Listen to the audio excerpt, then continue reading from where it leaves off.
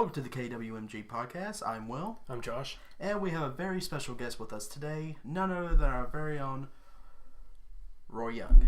Roy, welcome to the podcast, brother. Thank you. I'm happy to be here. Yeah, Roy's our new addition to the podcast, and I'm stoked that he's with us right now. All right, let me stop you guys there. I would like to go ahead and wish everybody a happy Rusev Day. Happy Rusev Day! Happy Rusev Day. And then Rusev number one! Where's Lana? Who cares? Do you think it was... Alright, we'll get to that later. Never mind. Okay, so you said Rusev number one. Rusev number one. It's funny you say that. Because he was the first entrant in the Rumble this year. And had the men's Rumble this year. And had the biggest pop. I would say pop of the night. Most definitely. Yeah. It was huge. Even over the returning. Right. Because he got a great pop. Adrian kind of got a good pop over it. And Lana, I mean, even during the women's Rumble, she got they were chanting Rusev Day. Yeah, there was a lot of people I noticed online talking about how that was kind of a knock at Lana, cheering for her significant other during the match. I don't see how that could... I don't see that either. But it just kind of... I found that interesting. Right. Better answers. Guys, the Royal Rumble this year, I was surprised. It was very, very good. It was better than it has been in a few years. Most definitely. Absolutely. Since Del Rio. Yeah. I think we all came to an agreement to that earlier today. Yeah. Oh, yeah. Balor lasting as long... I thought he was going to win it, to be honest with you. But him lasting as long as he did for his first Rumble, very impressive. Coming in at number 2 and being, the final 4. Right. Hey, guys, I wonder if he's over enough now. Well, we know he went over the top rope. So if Vince doesn't see that, then I don't know what's going to show him. From Vince's golden boy, John Cena. Yeah. Let's not get into that. Oh, you can't see me. But I digress. Yeah. So Balor lasted 57:38. I think so. I believe was his final time. Something like that. Yeah. Very good for his first Rumble. And very close to Rey Mysterio. Yeah. Which is what, 62 something. Yeah, just over 60. Yeah. Now, has Ray beat Ric Flair's time from 92? I don't think so. He's got a good point. I'm not sure on that. Was it Rick came in third in 92? Yeah. And won last eliminating Sid Justice. So but I'm not sure if Ray has beat that time. I believe so, because I don't think the 92 Rumble lasted that long. You never hear them talk about Flair lasting the longest when they do their video packages before. Right. It's always Mysterio. I know one thing back in the old Rumbles, if they started to run out of time, they would go, they'd say, what is it, every minute a superstar comes out, every 2 minutes. They would come out every minute. Yeah. Instead of every 2 minutes. So you really don't know the times on that. True. That's a good point, Rory. I'm going to have to go back and rewatch that now. But when they look at the timing like that, do they break it down as if it were 2 minutes per entrant, or do they actually have like a stopwatch type thing going? Probably stopwatch. That's what I would think to be, if you want like an accurate in-ring time. Yeah, I could see that. Then again, I'm not sure. Back in those days, anyone would really care. It's just let's guess. Because that was only this estimation out. That was the 5th Rumble ever. 88 was the first, so, yeah, so 88. Yeah, 5th. The 5th Rumble, yeah. So they may not have really been keeping that kind of statistics on it. And a big thing back then, if you won the Rumble, you just won the Rumble. Yeah. Right. You didn't go on to WrestleMania. That didn't come on until Yokozuna. Well, in Ric Flair's case, you win the title. Right. Correct. And Triple H. Well, that was years later. Yeah. I know, but still. That was after the whole main event, quote-unquote main event, WrestleMania. Yeah, And the injury bug was plaguing WWE. Absolutely. I think that injury bug, like the flu season this year, I got a bad feeling. I just got that feeling. Hopefully it don't happen to Balor. We know Jason Jordan's injured right now. Yes. Has it been confirmed that Rollins has been injured? He tweeted today that that was not correct. So he's denying. He's denying it. Okay. I hope that's true. Right. That, yeah. He's really not injured. And even if he is, man, he's got such bad luck. Yeah. Yeah. He was out 32 for WrestleMania 32. 33, we don't really know if he was injured, but there was something going on with him. Yeah, definitely. And now here we are, WrestleMania 34. We're 2 months away, and possibly has the injury bug. Even if he's not injured, do you see a place for him? Yes. The way it's being built? I do. What's that? Call me crazy, but since Ambrose is out, I don't know when his expected date to return is. I don't know if it's before Mania. No, I think it's after. I think it was like 6 to 9 months or something like that. I have a feeling, and this, again, this is probably just me speculating because of what happened at the Rumble. I think it's going to be Roman and Rollins. Give me that over Roman and Lesnar. Most definitely. I don't want to see Roman and Lesnar ever again. I want to see... No offense to Roman, his wrestling has gotten better. I think we all can agree to that. Mm-hmm. But he's like Cena, he's been shoved down our throats, and I'm sick of it. He needs to do something kind of mid-cardish for a little while. The one thing with Roman, I like what he's doing in the ring. Mm-hmm. He's getting better with his promos. Mm-hmm. I'm not sure if he wants to be a heel or a face or what he wants to do there, but change your attire. Yeah, Don't come out with your military vest on, and you're supposed to be selling your opponent's moves, but you've got a vest on. Yeah. Come on. I mean, he's not changed it since Shield, when the Shield debuted in 2013, right. Late 2013. I mean, Ambrose and Rollins both drastically changed their attires. Right. And Roman's still kind of, I don't know if he's just kind of stuck in that thing, or I don't know what to do. Or if they're just trying to show that they're really protective of him by keeping all that stuff on him. Well, how would you guys do it? How would you repackage Roman Reigns? There's a good question. How would you do talking attire, or you're just talking in general? Just in general, how would you repackage him? I would repackage him heel. Most definitely. I think he can get over more. That's the easiest. Yes. There's a character that's been sitting in the closet, not used since I think. All the Legends returned to be the piece later at Raw 1000. Doink the Clown. I mean, that costume's collecting dust somewhere, right? Roman the Clown. Okay. Why not? You're getting too far. I know you don't like Roman, but I respect the guy. I like him in ring, but I'm just kind of like you guys, just sick of him being Cena. Yeah. Cena 2.0. He's a great talent. I say great. He's not a great talent. He's a good talent. Yeah. He's a lot better than some of the guys they have. Yeah. But right now, this roster is so deep. Yeah, absolutely. And I know we're not in the wrestling business anymore, but we're in the entertainment. But Roman, I'm not sure what they're wanting to do with him. Because it's the same thing every time. It is, most definitely. It's like I said earlier, I don't want to see Roman Lesnar. What is this? If he goes to Mania with Lesnar, 3? Is this Roman Lesnar 3?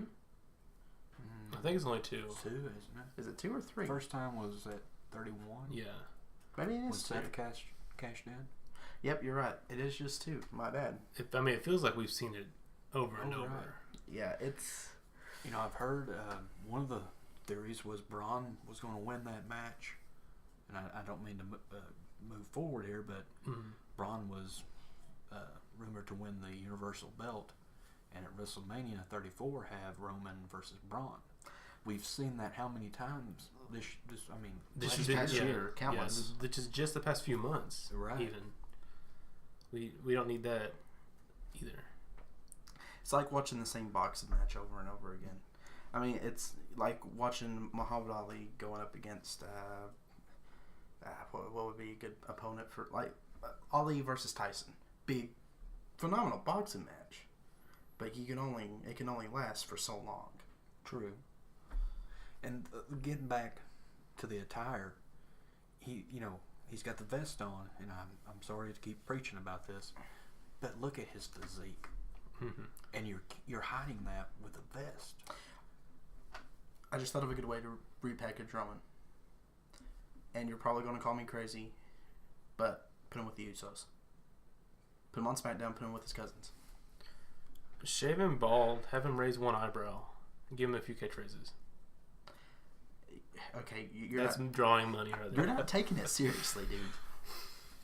But seriously, think about it. Put him with the Usos. Usos are getting over, I think. Finally. Yeah.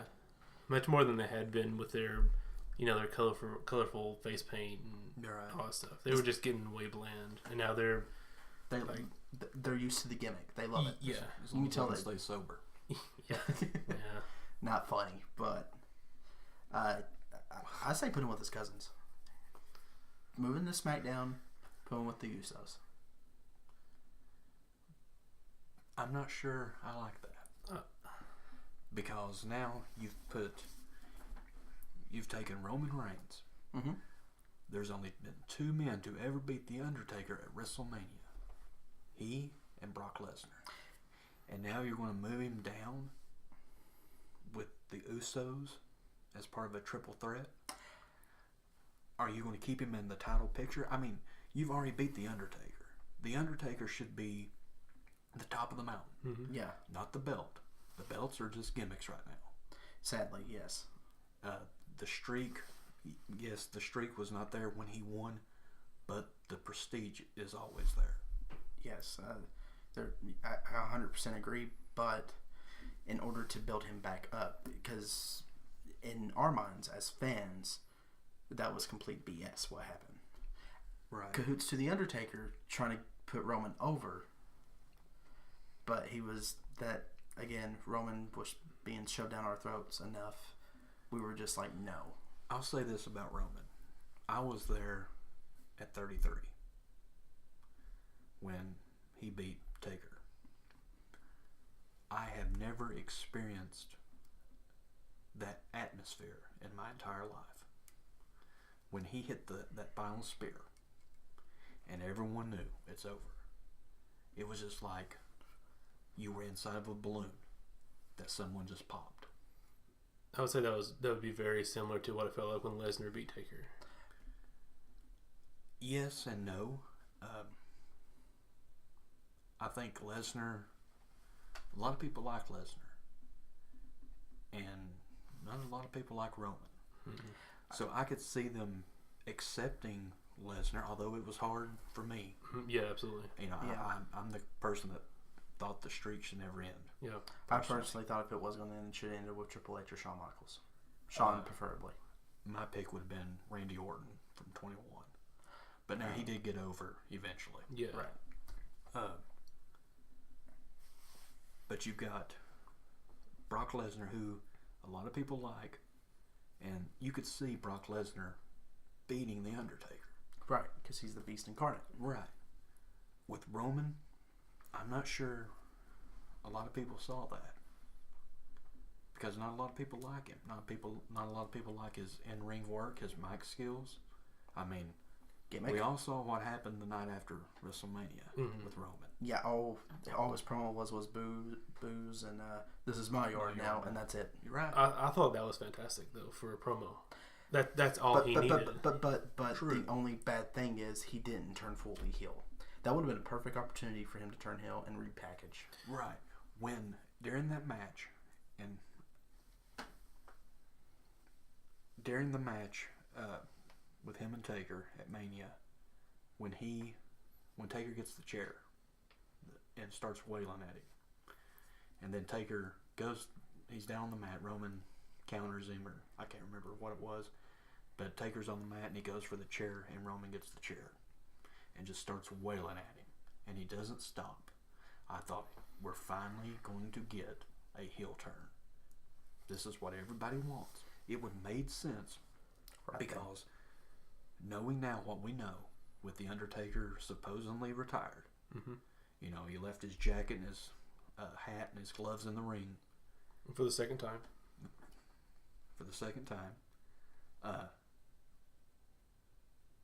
Knowing what we know now, would it made more sense for Roman to turn heel, and all the fans are going to boo him?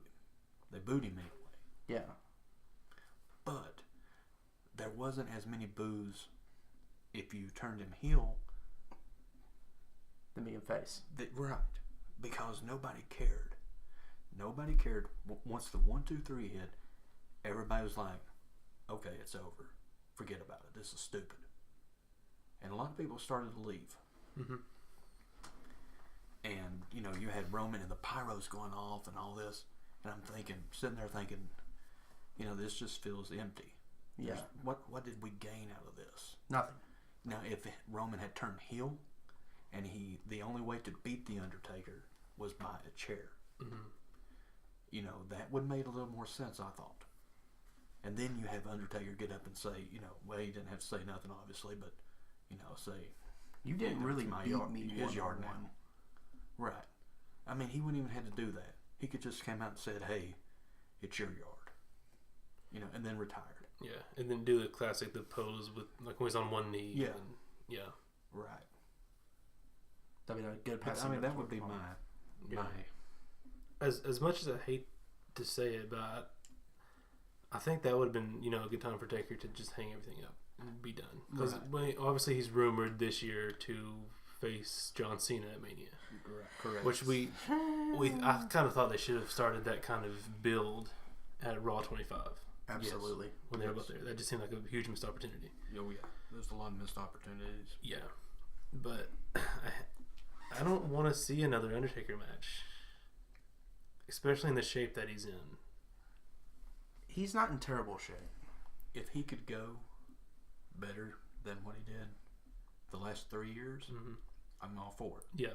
If he can get back to when him and Punk at 29. Yes, 29. Yep. I'm okay with it. But if he is not in shape, it's over. I want to add to that Punk and Taker match, that is one of the most underrated matches ever. I agree. That's one of the best Mania matches. They only had a few weeks of build-up. Good build-up. It was a great build-up. But can you imagine if they would given it just a little bit longer? Kind of like how they did with Shawn and Triple H. Right. I think it'd have been a lot better. Well, Taker and Triple H. Look at that build. That was a good Look at the build for Shawn and Taker too. Look at the build for Triple H and Taker too. Right. In the defense of Punk and Taker's build, you had, you know, the passing of Paul Bearer, which really threw, you know, a wrench into the plans. Yeah, right. And so for that little bit of time they had between those, I thought they did well. Can you imagine the promo between Paul Bearer and Paul Heyman? Oh man, that would have been phenomenal. That'd be worth your ticket price right there. Yeah. Just have Heyman and Bearer go at it. Yeah. Why not? I mean, that's 20 minutes of. I mean, Punk is good on the mic himself. Oh yeah, but great. Just Paul Bearer and Paul Heyman just going at. Oh man, gives you chill bumps. Just thinking about it. Yeah. Okay, thanks guys. Now I got and something else that while I'm thinking about it, you ask or you said Taker should have one more match. I think so. One more. The promo he gave at Raw 25. Mysterious, yes. But if he can't do no better than that, stay retired. Yeah. I hate to say that. He's my favorite. I think he's the greatest of all time. Mm-hmm. Absolutely. But if you cannot do any better, and it could have been scripted, you know, what are we to say? Who are we to say that it wasn't? You know. But if you can't perform at that level, physically and with speech. Here's the way I see it. I would kind of respect for them to have John Cena and Undertaker go at it. However, I would love to have Cena be heel and run a faction. Because Cena's never going to turn heel. No, we've already, That ship has sailed. Yeah, long gone. I know, but still. Add that to the list of missed opportunities. Yeah. Why would he turn heel now? He's in the sun. He's about to ride into the sunset. I know, but if he wanted to stay with wrestling instead of acting, don't get me wrong, he's a decent actor. But I don't think he's Rock, if you get what I'm saying. Mm-hmm. He's not Dwayne Johnson. He's not there. Look how long it took The Rock to get to the stage he's at, though. True. But he could act. Yeah, the Scorpion King was a good movie, I thought. Walking Tall was a great movie, I thought. Didn't The Rundown. John Cena make fun of The Rock when he first came back for acting? Yeah. Yes, and Yeah. now he's doing the same thing. Yeah. In the first once in a lifetime match. Yeah. Yeah. I felt like I'm on CZW or something. But I think Cena has a couple of years left. This is just me. And if I was WWE, if I was Vince McMahon, I would pull a Hollywood Hulk Hogan. This will not be a missed opportunity. Cena's already run dry. That well is drying up quick. If they do not do something with Cena, I mean, yeah, the guy is a nice guy. Makes a lot of Make-A-Wish foundations. Probably, Right. well, I think he's the most person to do that, if I'm not mistaken. Yes, to my knowledge. But I think Styles is catching up to him quickly, no, I hope. from what I understand. if he's passing that torch to Styles, then this would be a perfect opportunity to do a Hollywood Hulk Hogan on him. I think it's Not, too late. I don't think so. I Unless think he's coming back full time. That He's that would not be the going. only way that would make sense. He's not coming back full time. if he came back, He's already made his money. Well, you could do it like this: keep him off TV for a year and a half. Something along with that. Then have this little faction start forming. and have him be the leader. Be it controlled by somebody out of arena. You get these little vignettes of somebody like sitting at like a desk or something. Yeah. And then it, give it like a 6-month year build on that. And then like at Mania, it all culminates. And you see John Cena come out as like this ultimate heel like leader of this group. Like the suit and tie. Yeah. Yeah. Something like that. No, black suit, black tie. Kind of like what I thought about when Nexus first came out. You should have had CM Punk. Do it in the first place. Because he was already at the announce table. Mm-hmm. I mean, you could have CM Punk in that role. I mean, eventually he did, but Wade Barrett was gone and that magic was gone. Yeah, Right. They tried to do that way too late. Yeah. Another The missed magic was opportunity. gone. Right. Yeah. Then you got the pipe bomb. Yeah. Was it a missed opportunity? I don't think so. Getting back to the Nexus, just for a moment. Who would have thought when we first saw them They would all on get signed. TV? No. Well, a lot of them were great. Good talents. I use great a lot. They're good. They're not great. But who would have thought all these years later, 2018, the only one, and I'm not counting Daniel Bryan, he's not an in-ring talent, but who would have thought all these years later... He also wasn't with Nexus very long. Right. No. One time, Yeah. and they choked out Justin Roberts and Yeah. was gone. Who would have thought all these years later, Heath Slater would be the only one Left. still standing? Active. Yeah. That's insane. Yeah, because actually I heard Wade Barrett's making a return. That's just rumors. He's what? He's the GM of Defiant Wrestling now? Yeah, Is he still in that role? I think so. I'm not sure. That's the last thing I've heard from him. Other than he was And him fired. still bare knuckle fighting. Yeah. I'd hate to mess with that dude. Sorry, but agreed. It's very shocking just to see Heath Slater, which I've always been kind of a fan of Heath Slater, even when he was before Nexus, first he's got NXT. kids. Yeah, he does got kids. He's got I got kids. But Talk about a missed opportunity on Heath Slater, having him come into the Royal Rumble this year at number 1. You know how they used to do the backstage segments when they would draw their numbers? Yeah. Oh, Have him draw his number and unfold it and see it's like, I got kids, man. Yeah. You just see him just stomping out to the ring, But number 1. speaking of him at the Rumble, I think they booked him pretty good at the Rumble. I mean, I felt sorry for the guy. I enjoyed it. He took really good bumps, and him eliminating Sheamus, that was Yeah, pretty the- funny. They got him over big time. Oh, yeah. He was like, yeah, then just immediately got But eliminated. see, here's the thing. You know how Rhino's been trying to toughen up Heath Slater recently. So have Heath Slater come out number 1 all pouty. Have Rhino come out number 2 and just lay it to him. Well, you were 2 numbers off from right. Yeah. Yeah. Speaking of which, Josh, I'm going to go ahead and say it. I called that when Baron Corbin came out because I didn't get to watch it. I thought he was texting me, and I was following it on Twitter. He was like, hey, Baron Corbin just came out. And I was like, oh, well, there goes Rhino. What happened? I mean, Corbin eliminated Rhino. Exactly. And then immediately gets eliminated by Finn Balor. Yes. Now, speaking of Corbin, am I the only one that didn't like that I didn't. spot? I didn't like that where he spot. beats up Where he everybody just- outside. Yeah, he just No. waylays everyone. No, I loved it. I liked it. I loved it. I know why they done it. They done it for Elias. Yeah.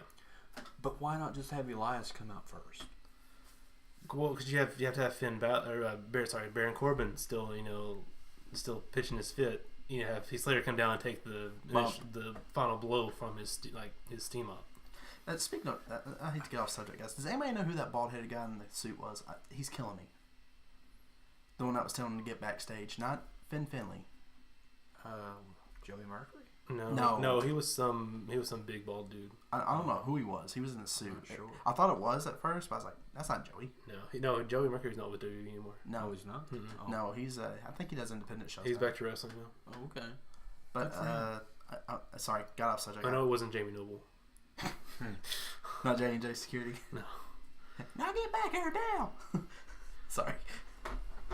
But I think they booked him really, really good, and I think he's the only true heel that I like in the current roster today. I really do Corbin? I like Baron Corbin. I do too. Missed opportunities still. I'm not sure why you have him win Money in the Bank Then make and him. he loses it. That is called backstage heat, my friend. Well, Yeah, didn't he? Wasn't it something about like some Twitter exchange Something like that. that went wrong? Like he was still in character or something, and he played it too much. It was something really, really stupid. Yeah, And they shouldn't have. I mean it's something taken that I don't even remember exactly what it was. So it wasn't something that outrageous, but it was enough to obviously cause him to. I think he's the second person to do that now. To not Third. Who was the other two? Sandow, I know Sandown was one. and Anderson. Thank you. Or Kennedy. Sorry. yes. Oh, yeah. Mister. There we go. Yeah. Good enough. Or Ken. There we go. But I absolutely love that spot with Baron Corbin. Yeah, Okay. I liked it a lot. And then you have Elias comes out massively over. Right. I see him in the IC title picture soon. I think I'm sorry. Oh, yeah. I could have saw him actually winning the Rumble. Ooh, that would have been interesting. It would have been interesting. Especially because Cena taking that guitar blow. Cena don't do that. Right. Unless he likes you. Yeah. And that's saying something if Cena took that. You could have had Elias win the Rumble, and then at Elimination Chamber, he loses his spot to someone. Oh, God. Here's my question. God. When Miz was filming his new movie, you had the Miztourage start teaming with Elias. Mm-hmm. Why not cause some kind of friction between Elias and the Miz on those two for the IC title? Yeah, I never thought about that. That actually is really good, Josh. Yeah. Good call. What new movie? Is he doing another Marine? I think it might have been the Marine 6. Oh, Jesus. Come up with something new, guys. Vince, who runs WWE Studios? It was Miz. Shawn Michaels is in one. I think it was Miz, Shawn Michaels, and I think Becky Lynch. They were yes. filming a movie. I mean, I think Miz is a good actor. Oh, Miz is great. Great. Yeah. Thanks, guys. I sense the sarcasm in the room. He's a good entertainer. I like him a lot. And I like his promos a lot. Yeah. He's really good in this. I mean, I just don't see the Miz as a Marine. I'm sorry. I watched the wasn't Ted DiBiase Jr. Yes. Second one. like the second Marine? one. Yeah. actually, that movie was not half bad. It had what's his name that plays Yondu? What's that actor's name? Oh, I don't know. I can't remember his name to save my life. He's also on The Walking Dead, but he was in it. Yeah. But I think Ted DiBiase Jr. did a good job as on the Marine too. I miss Ted. I do too. I think he does. He works with his dad at church now. With the I think church so. now, Mhm. and he does a special needs camp, Mm-hmm. Yeah. which I think I'd take that over wrestling any day. Don't get me wrong. Oh yeah. But you know, I always thought he was a little bit better than Cody. I wouldn't go that far. At the time, yeah. At the time, yes. Not today. I mean, Yeah. obviously Cody's on television. I don't know, dude. I don't know. Manu or whatever his name was pretty good too. Oh, Well, I called him Manny, but I know that's not his name. Yeah. I know who you're talking about. He was lasted the son maybe a of- month or two. Was it? Oh, look, we have a computer right in front of us. Oh, Yeah. I'll be darned. But yeah, Let's have it into a Google machine. yeah, it'd be nice. He lives in Florida still, right? Ted? Yeah. Is it Florida or Georgia or something like that? Florida Georgia thought it was line? Or, Texas. is it Texas? I don't know. I straight up don't know that. But it'd be nice if they did a Ring of Honor show, like near his town, and him make an appearance, and Cody do something, and him cost Cody a match I'm not sure for that old time's sake. Delirious would book that. I would. It was Manu. That was his name. Manu. Yeah. Who was he the son of? Let's see. Wasn't Rikishi, was it? No. No. Was it? It wasn't Snuka. Maybe it was Snuka. It was Afa. Okay. Okay. Yeah.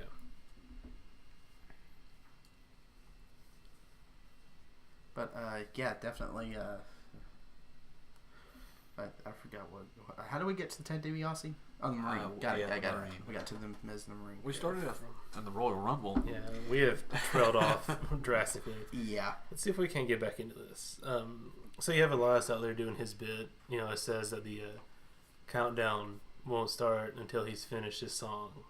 Plays about half, maybe 3/4 of a song. Yeah, it plays, maybe 30 seconds worth. And then we get entrant number 7 coming off of a fantastic match at the NXT TakeOver. You have Andrade Cien Almas come in. And I have not seen that match, so go ahead and spoil it for me.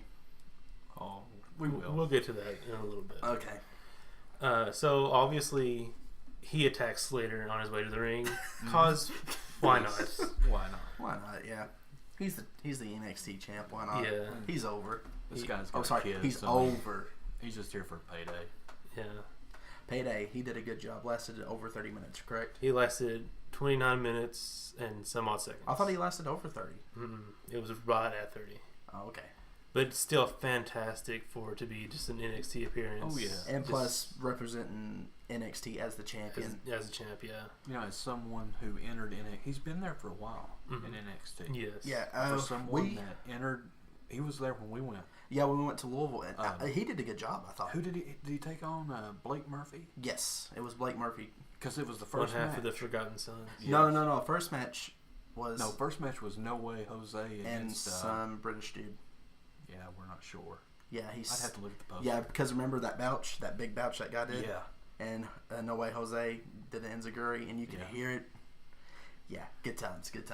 But I mean, we're talking about someone that's been in NXT for a while, and when he first came onto the scene, a lot of people didn't really care too much for it. Guilty. Yeah.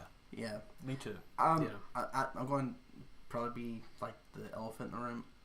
I thought it was pretty good because, yeah, him and Drew McIntyre, Galloway, whatever you want to call him, didn't have much chemistry. I would go as far as say zero chemistry. Yeah. But that match was not that bad. Not as much as a lot of people like to let. It wasn't that bad, but on an NXT level, It wasn't that on good. a takeover level, it was not good. And I'll be the first to admit that when he won the title, I kept calling him a transition champion. I did too. I'll take everything I said. Walking like into that. TakeOver, back. I thought Gargano would walk out Yeah. champion. because McIntyre had that injury. Yeah.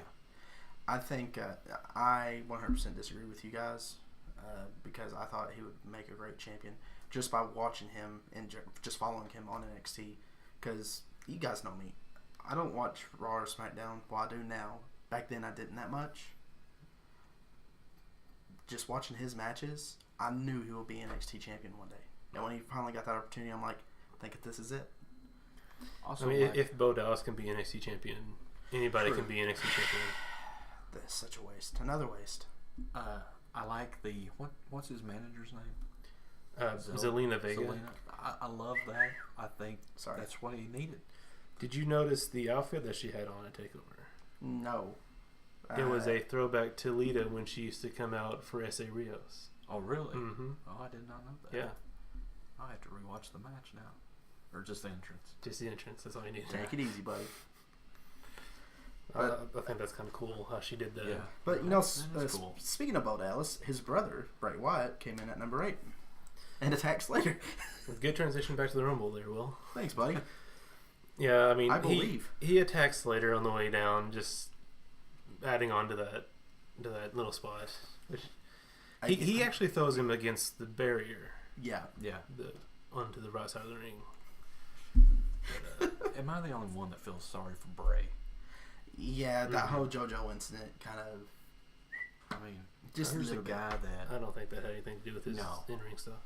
Here's a guy that came in from NXT. I haven't watched a ton of his NXT stuff, but it's good. He came in a lot of hype.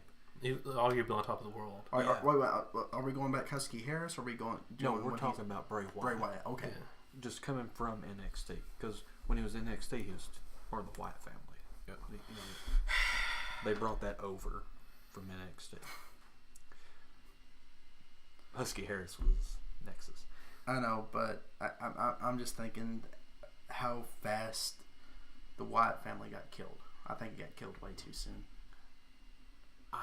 Which time? First time. They should have never killed. I still think they should have kept it today. I don't think Braun Strowman should have been brought in. No, he did not fit in. No. I think it would have been... hang on. I disagree. They should have kept him for about... I'd say probably about a good year and a half. Then him get sick of it being, the controlled monster like Frankenstein. Then him go up against the Wyatt family and beating them. Still getting... So one man beat 3. Still getting the Monster Among Men push. Absolutely. Tell me that wouldn't be good booking. So probably push 1 and bury 3. Right. Essentially. I wouldn't bury the 3, but I would push him enough to get away from the 3. But still have Bray, still have the Wyatt family together. Yeah, still have Bray look strong. Can I get what I'm saying? Yeah. Have him build up, kind of like how Randy Orton and Evolution. You could call it a triple threat, but kind of have Bray just controlling, like from the outside. Speaking of which, I know I'm getting a little ahead. It's always puzzled me. I don't know if they ever got to it, but whenever they had the New Day at the Wyatt compound, knocking off the Hardys at the Hardy compound, right? Which is golden, stupid but golden. It's better than when Randy Orton came to the compound. Yeah, we won't talk about that. But the Haunted Mansion match, or whatever it was called. What happened to Xavier Woods? They never did go into full detail. Just Bray had him in a trance. Even at that Rumble, the following Rumble after that, when he ran into Bray, he went into a trance. I was like, okay, I'm puzzled. What's happening? Are they pushing? What are they pushing here? I never did get that. I know it's. I don't think they knew what they were pushing. I don't think they did either. I know it's a little thing. And then they split the Wyatt family and New Day on 2 different shows. Because that was a good rivalry, was it not? The Wyatt family, good, but my thing with Bray Wyatt, and I wrote it down in my notes here. Why does it seem like every Bray Wyatt feud goes on about 3 weeks too long? Mm-hmm. Like, I'm sorry, I hate to say it, but I'm saying broken because it's broken. It's not fully broken. Whatever. Let's wait to get to there because there's a spot later on we're going to discuss about those two getting together. I want to go ahead and get out of the way. My thoughts on that. Sorry, guys. I guess he overrules you. I'm kidding. No, we can wait. We can wait on it. Sorry. It seems like there's a really good spot later on that we can discuss. Okay, but never mind. Getting back to let me calm down. To Papa Slater here. Number 9 comes in, and we get the first member of the New Day into the match with Big E, and him coming to the aid. Somewhat. Him giving what are they called? The positivity pancakes. Yeah. To Heath Slater on the outside. I thought that was brilliant. Yeah.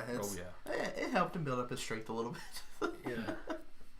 Because he overpowered Sheamus. I mean, it worked. True. But other than a couple belly to bellies, Big E didn't really do much. Now speaking of Big E, Sean Waltman, aka X-Pac, Six Pack, 123 Kid, Lightning Kid, whatever you want to call him, the Kid, posted on Twitter. It was sometime this week, I can't remember, of him when he was Big E Langston, back in the NXT days. And he put on there under it, why hasn't this guy had a title or a world title run? Do you guys agree with that? Because I've been puzzling that all day. Well, before we answer that question, did you see Kenny Omega's tweet? No. He said that Big E should be the world's champion. I think so that's too. why he's second guessing if he ever will sign on the way he's being treated, the way he's being booked and stuff. But I agree 100%. Big E make a perfect world champion, especially with the yes. Especially since WWE wants to go back to that faction kind of era. Gang warfare. Look Yeah. at what Big E brings to the table. He is a heck of a talker. Yes. He could talk you into an arena. He's got charisma just off the charts. And he can work. He can go. Really good worker. Dang good worker. I would cut out the spear through the ropes. Yes. But, other than that, I think he's a heck of a worker. Second ever NXT champion beating Seth Rollins. He's got a good finisher too. That is, Wouldn't he? yes. I thought Neville was, but you're right. Neville beat Bo Dallas. Sorry. Correct. I just got a elf flashback there, but yeah, cool. But yeah, Big E. Definitely world championship material. Oh yeah. Yeah. He can carry it. Big E would go with anyone. You could put anyone on the SmackDown roster against Big E Langston, and it would be a good match. Absolutely. Bobby Roode versus Big E. Nakamura. If you turn, versus Big E. well, if you keep Big E a face and you turn Bobby Roode heel, you could go on for a while. We'll talk about Bobby Roode later. Yeah, I want to get into him a little bit. No, you gotta say it. He does it. How do they pronounce him in WWE? Bobby Roode. Oh, that's TNA. Yeah, that's TNA. No, get it right, guys. It's Impact. Remember last week, Josh? We're not really sure what they're. It's Global Force. It's TNA Global Force Impact. Okay, there we go. It's that show that used to be on Monday nights that tried to compete with Vince. It was on Monday night for a couple months. Yeah. We've made a grave mistake. Whoops. So getting back to next person, Josh. The perfect 10. No. Second year in a row, we have Todd Dillinger's music coming out for number 10. No. We did not. We did not have Ty Dillinger. No, instead he gets attacked backstage by Cammy. Yes. Perfect. No. I got this. Yeah, I think that's kind of the first real kind of friction between the two. Is, Sami stopping Kevin and being like, no, I got this. Going out there. Yeah, then just the look on Owens' face. Just like fine, Fine, whatever, bro. Yeah. When you saw his face. Yeah. Owens' face. And he said, okay, go for it. Mm-hmm. I thought Owens was going to come out 30. That'd have been perfect. Because he's like, okay, go for it. Yeah. I already know I'm coming out. Go for it. But wouldn't it be awesome if he would have won? I kind of thought that halfway through that Rumble, I thought Zayn was going to win. I really did. And that'd have been a good, triple threat. Right. Mm-hmm. Okay, I kind of see that. Well, okay. Let me throw something in there for you. You have Sami Zayn that was initially supposed to come out at number 30.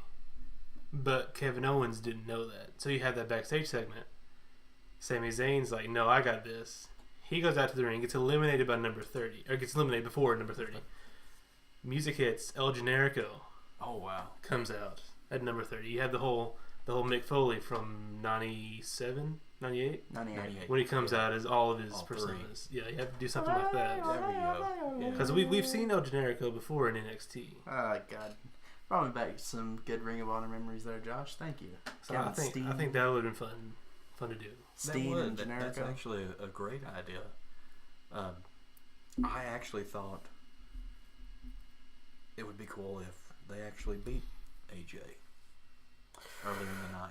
What, have like Freebird reign over the world title? Yeah, You love that Freebird rule, don't you? I do. And WWE never uses it. No, they did. We've had the New Day as tag team champions. We didn't use the Freebird rule though. Nope. We had the Wyatts as tag team champions. Oh, you mean the Bludgeon Brothers? No, the Wyatts. The Bludgeon Brothers? Before then. Before they got buried? Before they had Barrett, they didn't even get anywhere. Yeah. They started underground. They kind of look like their mothers wanted to dress them as Kane for Halloween. It's been serious here. Dollar store Canes. Yeah. Oh, God. You know, when they first came out, I was like, oh, this is going to be cool. Finally, they're repackaging them, and we're going to get something a little bit better. Mm-hmm. But then the bell rang, as Bruce Pritchard says.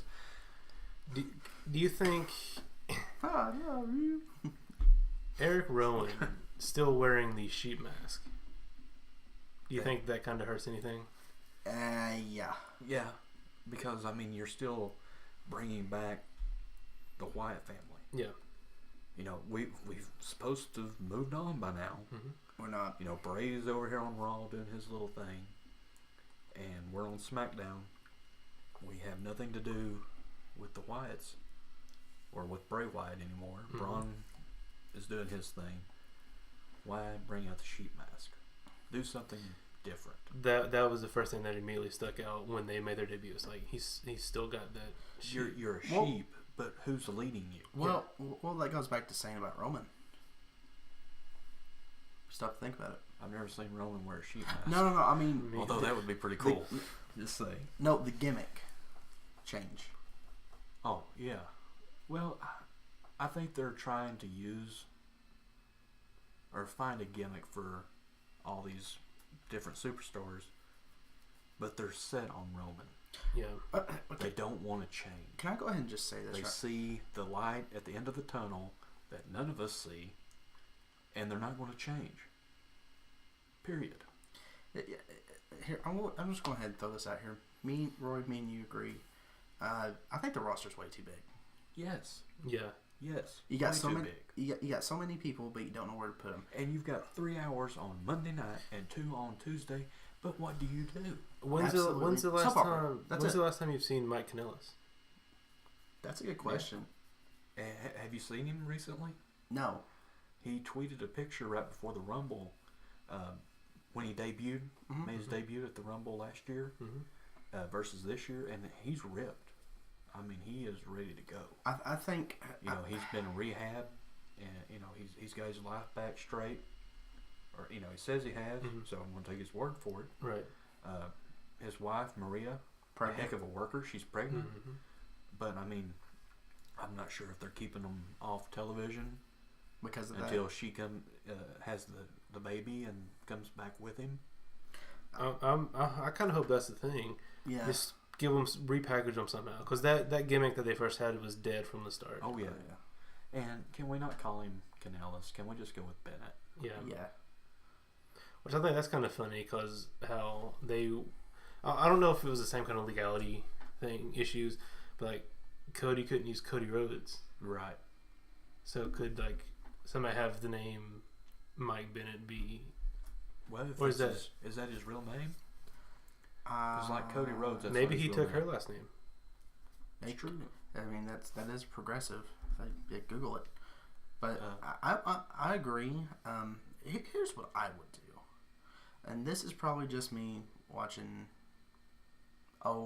Dreaming. No, I Dream Genie. Do something on Saturday nights. Something Vince originally planned back in 2001. You know where I'm going with this. Bring back Velocity. No. Bring back WCW as a separate entity. I know it's probably a little too late for that. I'm going to tell you why that I don't like Saturday night. In the fall, you have to compete against college football. True. And right now, after wintertime, Yeah. For the spring, you had to compete with college basketball. Fridays? Not as Saturdays. No, You said Saturday, correct? I said Saturdays, but instead of Saturdays, I mean, sometime, just... Well, Friday, not everybody goes out. It's Instead of the work week, nobody's at home watching television. Why don't you do it on a Thursday? That would be good, and I think having another brand, having a separate entity, especially, good Lord, bring back the big gold belt. So you're wanting them to create false competition, like they tried to do when they initially did the draft brand split. Kinda, but I would do they would have to do the storyline perfect, and it will have to involve Shane McMahon. Here's how I would book it. Bear with me. Okay. Please. You have the floor. Thank you. All right. Everybody knows how this whole Daniel Bryan and Shane McMahon thing's going. This would be a perfect opportunity to do it. It'd be Daniel Bryan. I'm predicting it. Daniel Bryan versus Shane McMahon for control of SmackDown. Have Daniel Bryan go over. Have him full. Yeah, bear with me. I know. See your faces. Have Bryan go over. Have Shane disappear for a couple months. Then have someone like Big E Langston have New Day split up. Because I know. Bear with me. You know, something happens to New Day and Big E finally has had it. He's had it. Or, you know, something like Ziggler. He had it. He don't like money no more or something? No, he just had I was going to say, look at the merch. Yeah, I know. Just had it with the New Day. Like, for some miraculous reason, they split up. Because I think I got that feeling that they're going to split soon. I know. Just listen. I am. We've not said anything. Yeah, just the looks on your face is like, we want to stop you. But, okay, how about Ziggler? Ziggler would be a better example. Maybe not. Have Dolph Ziggler as your main guy?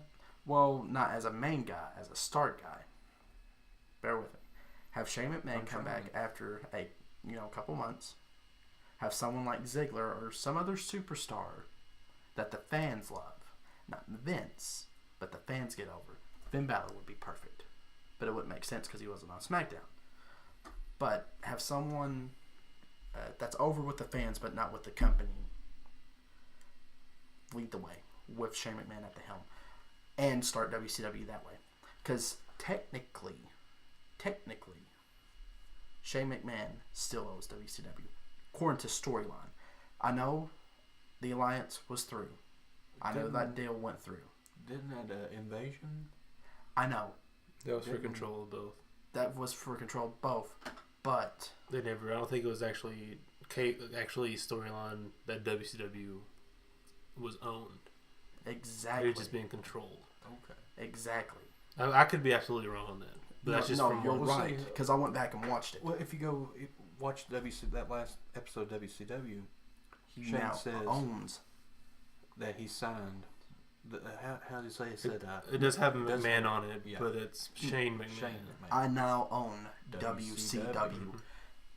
Have him say, Dad, Steph, I technically still own WCW. What you're putting on, the fans don't like. I'm going to start my own show. I'm going to start my own television. I'm going to start my own brand. I'm bringing back WCW. Have it be that fourth wall breaking. Exactly. Legit is this. You know where I'm going with this, right? Kind of, yeah. Yeah, I know. I'm following you a little bit now. I know, but still, it just again, bear with me, guys. It's still such a thin thing that it's something small could topple the whole.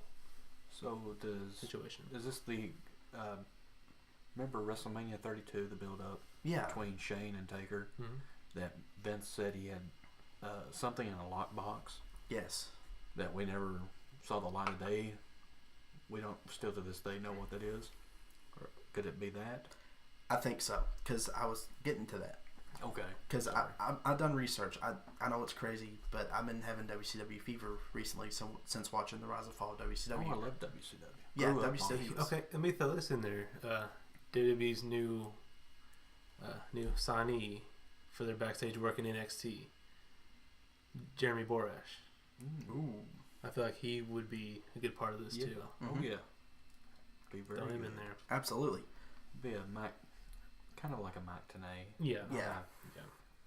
But have throwback to him. But have I wouldn't have the old school WCW set up. Why not? Would you call it WCW? Huh? Would you call it WCW? Absolutely. I would still call it WCW. Because I feel like I'm getting flashbacks of 2006 again with ECW. Yeah. You'll have... No. I'm afraid what will happen is you'll have a couple of good shows, and then... You'll book a pay-per-view with 2 announced matches. Yeah. I just think that's what they need. They need another show.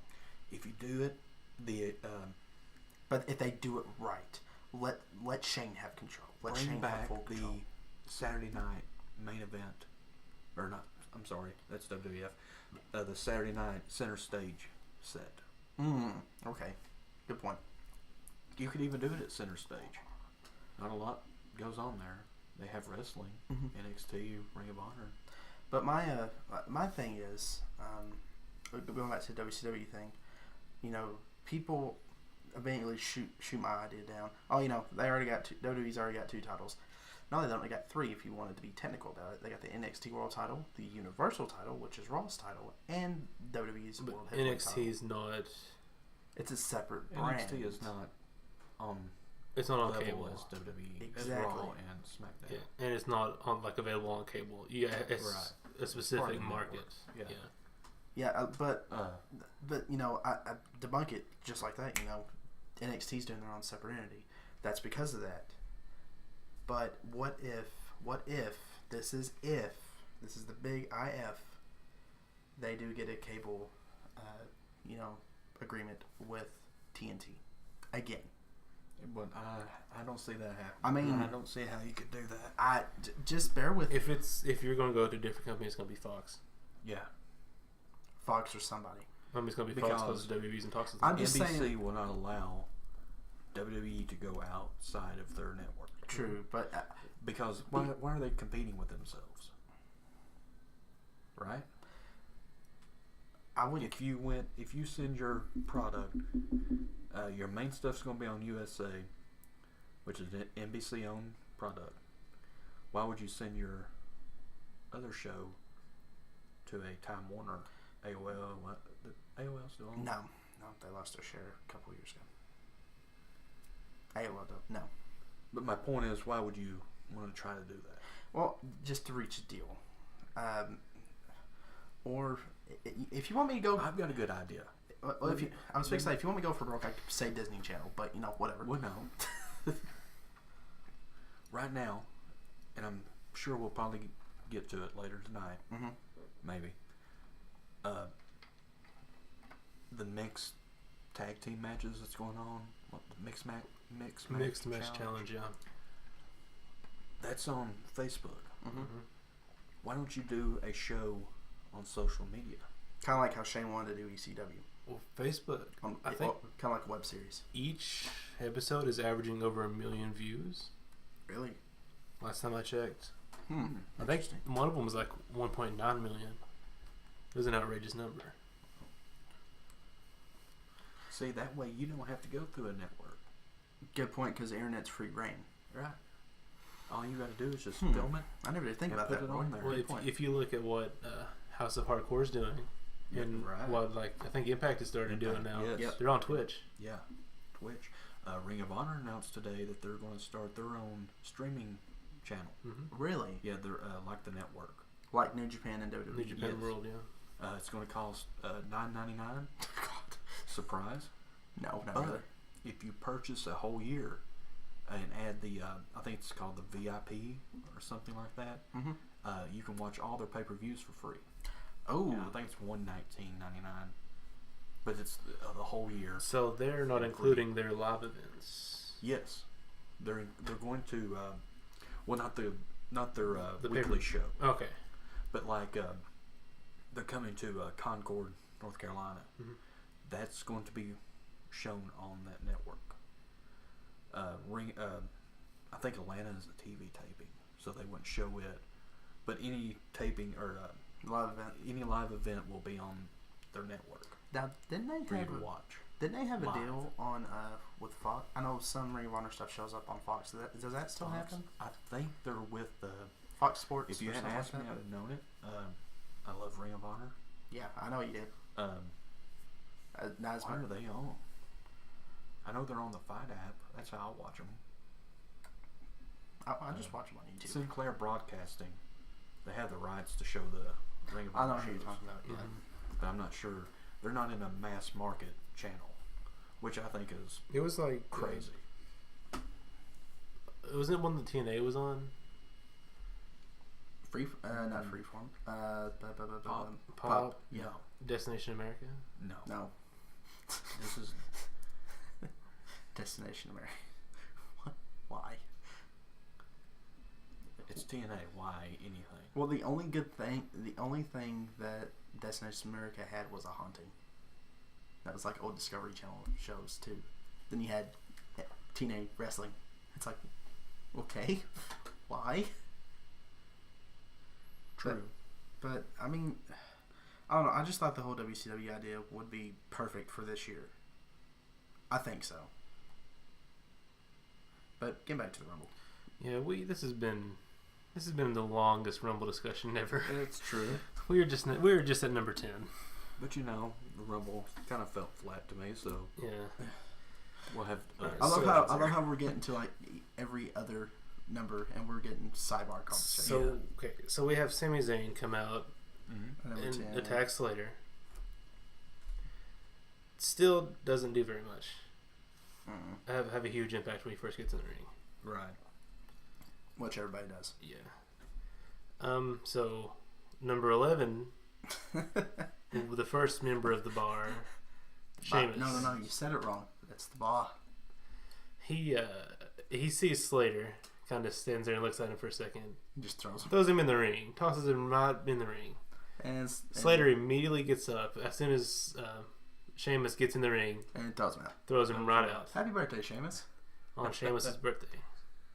Hey, you got to get a present later on that night. And then Bray Wyatt immediately eliminates Heath Slater. He's got kids. So I think that's fun, giving him that one elimination on kind of the higher up. Now, did he break a record? Sheamus? No. Slater for eliminating Sheamus? No. I think Slater in general. I could have sworn WWE.com said he broke a record or something. What, longest entrance? I think so. I mean, Curtis Axel has that because he's still going. That's true. Didn't John Cena kind of throw him over the top rope, though? He did. Or something happened. Yeah, let's not get into that. He sucks anyways. And we're coming at number 12. That's harsh. Yeah.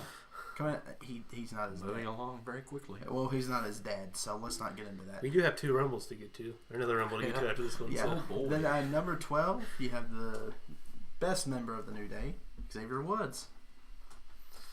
Yeah, I said it. Best member. Yeah, he's just kind of there to be... Apollo Creed? No. Consequences. Yeah. Yeah. Apollo Creed's from Rocky. What am I thinking about? And then number 13, Apollo Cruz. One of my favorite wrestlers. Just a body for the Rumble. Yeah. I mean, there's... He shot waste off of a his talent. Yeah. I know, but His athleticism is top notch. Why didn't you keep him in NXT? for a little while. When he first came on NXT, I said, "There's going to be your next NXT champion." Boy, It when would you make were on. sense. I Roy, think... Roy, hang on. Roy, what in WWE makes sense anymore? Explain to me. True, I mean, they're finally making sense. They made. but NXT is not a WWE. NXT is Triple H, Yes. not Vince. And let me. I don't mean to throw the race card in, but I'm going to. WWE when was the last African American champion? The New Day. No, World champion. World's champion. World's champion. The big belt. Every show has a big belt. If you want to get technical, probably Booker T when he was King Booker. I would think Mark Henry. I don't count ECW, but He had the big gold. yeah, you're right. He did have the SmackDown World Heavyweight title. That is correct. I forgot. I believe it was Mark Henry. I think that's It the was last Mark one. Henry. But go back and look at Be perfect. the African American champions in wrestling. Ron Simmons being the first. Correct. There's not that many. No. And in this day and age, with everything that's going on, it seems like you would want to capitalize on a African American champion. or an African American group. You know where I'm leading to. Nation of Domination. I think they should repackage it. Repackage the Nation of Domination. Why not? Because they don't exist anymore. Yeah. You have to bring them back first. It will sell. It would sell, but I think it would sell for the wrong reason. Mm-hmm. There's too much violence. Here we go. I'm going to talk about violence and talk about wrestling at the same time. Okay, let's go. They just don't mix. There's too much hate. How about that? There is. In the world. There is. To bring that, when I watch wrestling, I want to escape the world. Mm-hmm. And go into our world. Yeah, I don't want to watch the politics play out on my wrestling. If I want to do that, I'll turn it to the news. Let me stop you there for a second. But isn't this supposed to be the reality era? What when the New Day first debuted? True. What were they? Right. They were along those lines. Yeah. Kind of like You're the right. Nation. Mm-hmm. In a lot of ways, keeping the black man down. Yeah, and that didn't last. Right. Yeah, because that whole fiasco. Yeah, I wish our good buddy was here for this talk right now, but we'd get kicked off. But anyways, I think. Okay, yeah, that was a stupid idea. Forgive me. But I think Apollo Cruz as your NXT champion would be great. Yes, or honestly, your guys are probably going to smack me. I think he's world championship material, but he's missing something. Look at the publicity you could do with Apollo, like they did with Jinder. Especially, I think February isn't February African American month. I thought it was January. They didn't do nothing. Yeah, last month. Yeah, I thought they did. Maybe it's October. No. October. This is sad. I think January is Black History Month, buddy. Look at all the meetings and the January, right? It's the months of February and October. Oh, February and October. Oh yeah, I told you October. I thought it was January. You wrong. I'm an idiot.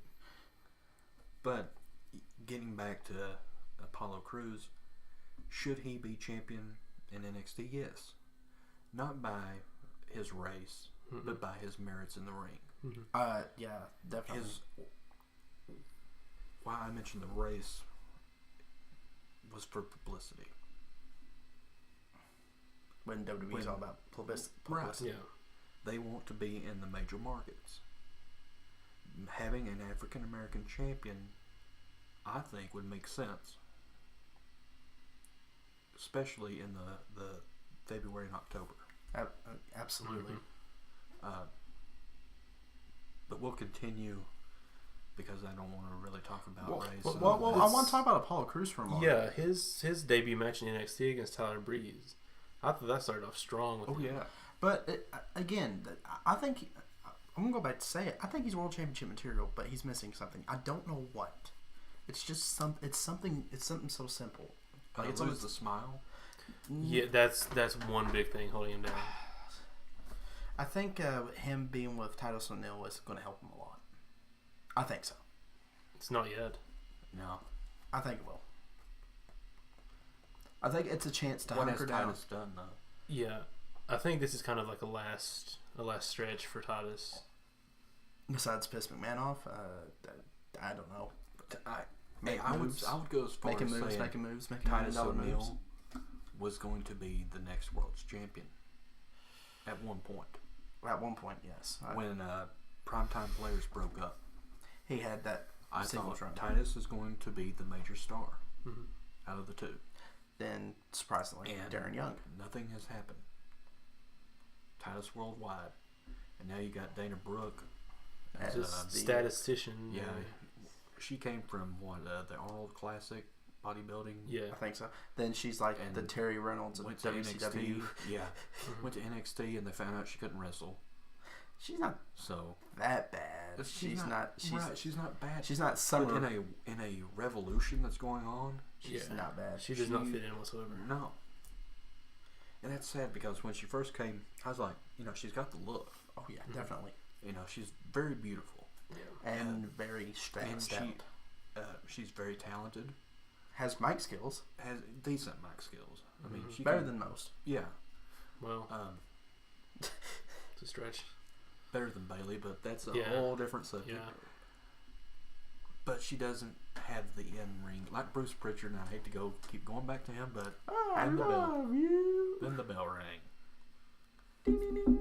And then it was just Festus. She just turned into an animal in the ring. It was just... There we go. She wishes. But I think if they repackage him, if they hunker down and actually talk to him, work with him a little bit, try to find out what that it factor is that he needs. Going back to having that heel faction, that would be something completely unexpected to have him be part of that. Right. It would. He's coming with a totally changed attitude. But maybe that's what he needs. As I'm sitting here thinking what to do with him, you remember earlier tonight we said that the roster was too big? Mm-hmm. Do you kind of feel like, right here's a prime example, the roster is too big. Yeah. They don't care. That's how I feel like. I mean, they're handing out 3-figure checks to everybody. They're there. He's there for a spot. Yeah. I mean, what's the biggest thing he's done since making the main roster? He got choked out by Samoa. That's it. Joe. So, disappointingly, that's it. Yeah, I mean, that's all I can think of. Right. And besides being part of Titus Worldwide, I mean, that's about it. I mean, that's nothing to brag about. And see, he's been on the main. He's been on the main roster for what, 2.5 years now? Roughly. Yeah. Because it was after, not this past Mania, but the one before. After 32. Yeah. Yeah. He came with Enzo and Cass, right? Yeah, he was on SmackDown with the Vaudevillains. The Vaude. Yeah. Same. We can't mention same time period. Yeah, right. Yeah. We can't mention any word here. Sorry. How you doing? Oh, yeah. We can't. No, absolutely not. That's I didn't mention that employment line or nothing. He got the joke. Okay, then coming out at number 14, and again, this goes back to me saying about indie darlings and people who do good in NXT. Someone finally moving up, Shinsuke Nakamura. Yes. Mm-hmm. Who you could say that he's not really done anything big since coming to the main roster. True. Either. Yeah, except for this. He's not done anything to impress. This is the biggest. Yeah. The biggest thing he's done, besides being a two-time NXT champ? Yes. Mm-hmm. The first 2 times. Yep. Right? I think so. Or was it Samoa? I think that's Samoa. That was Samoa Joe. He was only once. Samoa was twice. Samoa won it twice, and Nakamura won it twice. Yeah, they both won it twice back to back. Both off of each other. Because Joe won it in the cage, mm-hmm. right? And then like the week after was TakeOver, mm-hmm. and Nakamura won it back. Right. Then Joe won it back. And then Joe... Well, no, Nakamura lost it to Bobby Roode. I thought the cage was Finn Balor. Yeah, it was, but this one wasn't on TV. Oh, it was another network. It was okay. Actually, I think it was in Australia. It was. Okay. It was. The tour. Okay. The first night Joe won it, then the last night of the tour Nakamura won it back. Okay. But they're the only 2-time NXT champions. Yes, and let's not forget his great debut match with Sami Zayn. Oh, wonderful match. Fight forever. Yeah. When I remember sitting there with a cousin of he who shall not be named, just sitting there, I'm like, we're having someone from New Japan, someone who knows the king of strong style himself, actually signing with WWE. This is the best signing ever. He was over with the crowd even before he made his debut. Oh yeah. Yeah. When that promo came on, yeah, people were like, "Oh!" As soon as he turned around, the crowd went nuts. God. And seeing the smile on Zayn's face whenever Nakamura was actually coming down, mm-hmm. His excitement was just like, "This is so surreal. This is going to be one heck of a match." Yeah. I would say on a one-on-one basis, Nakamura is the only one right now on the main roster that could go toe-to-toe with AJ Styles. Yep. Absolutely. The third one, and he's very close, and I'm not knocking him, is Finn Balor. Yep. That's not a knock to Balor. That's not a knock to Seth Rollins. Could go on. Yeah. I would put forth those Kevin Owens. And My fear is that we will not see. They're putting all this hype into this one match for WrestleMania. We're not going to see it. Nakamura versus AJ Styles. That's what I'm thinking. I don't think we'll see it. No, that's why I was telling Josh. At least one-on-one. That's what I was telling Josh. Do you have... So at Fastlane... Okay, this coming SmackDown, it's Kevin Owens versus Sami Zayn for the number one contender spot at Fastlane. Right. Which I think Owens will go over. Which, if something happens there, and they beat... Whoever wins that beats Styles at Fastlane. To me, that's going to call for a Fatal 4-Way. Yes. And let me... Wouldn't it be the first Fatal 4-Way? Let me throw this out and see what you think. WrestleMania 2000. Oh, yeah. Yeah. I forgot. I know Vince doesn't like multi-man matches at WrestleMania, but it's for the World WrestleMania 2000. Right. It's for the World Heavyweight belt. It kind of feels like it's lower than the Intercontinental belt sometimes, at some points, sadly. Poor belt. SmackDown, Tuesday night. What if you have the finger poke of doom? What if this is all a swerve? They're still on the same page. They're just trying to swerve you. But unlike the original finger poke of doom, when one man went over, why don't you have them both fall and both of them have their hand on each other? The referee has no decision but to count both men down. Right? Good point. So now you have Sami Zayn and Kevin Owens as the number one contender. You can have Daniel Bryan. You can have Shane come out and say, no, that's not how it works. And you can have Daniel Bryan come out and say, the referee made a decision. He made a decision at the Royal Rumble. You could start it out even better. You could start it out, them just kind of look at each other, both step out of the ring, get chairs, and sit down, wait for the 10 count. And then you have Shane or Daniel come out. No, this is not how we're doing this. It's a no count out. And then you have them, both go in the ring and maybe hit each other with a chair or something at the same time. Both make connections at the same time. He's like, no disqualifications, and then you do the double pin in the ring as the ultimate climax to finishing that. Then Daniel just finally going, enough. Now here's what I'm thinking is going to happen. We've talked about it a little bit before I quit a former workplace. Ring of Honor takeover, like the Ring of Honor whole invasion angle. Do you think they're going to do that? I don't think that would work. You don't think they're going to do that? They're kind of doing that in NXT. Yeah, that's the whole thing with Undisputed. And the first invasion didn't work.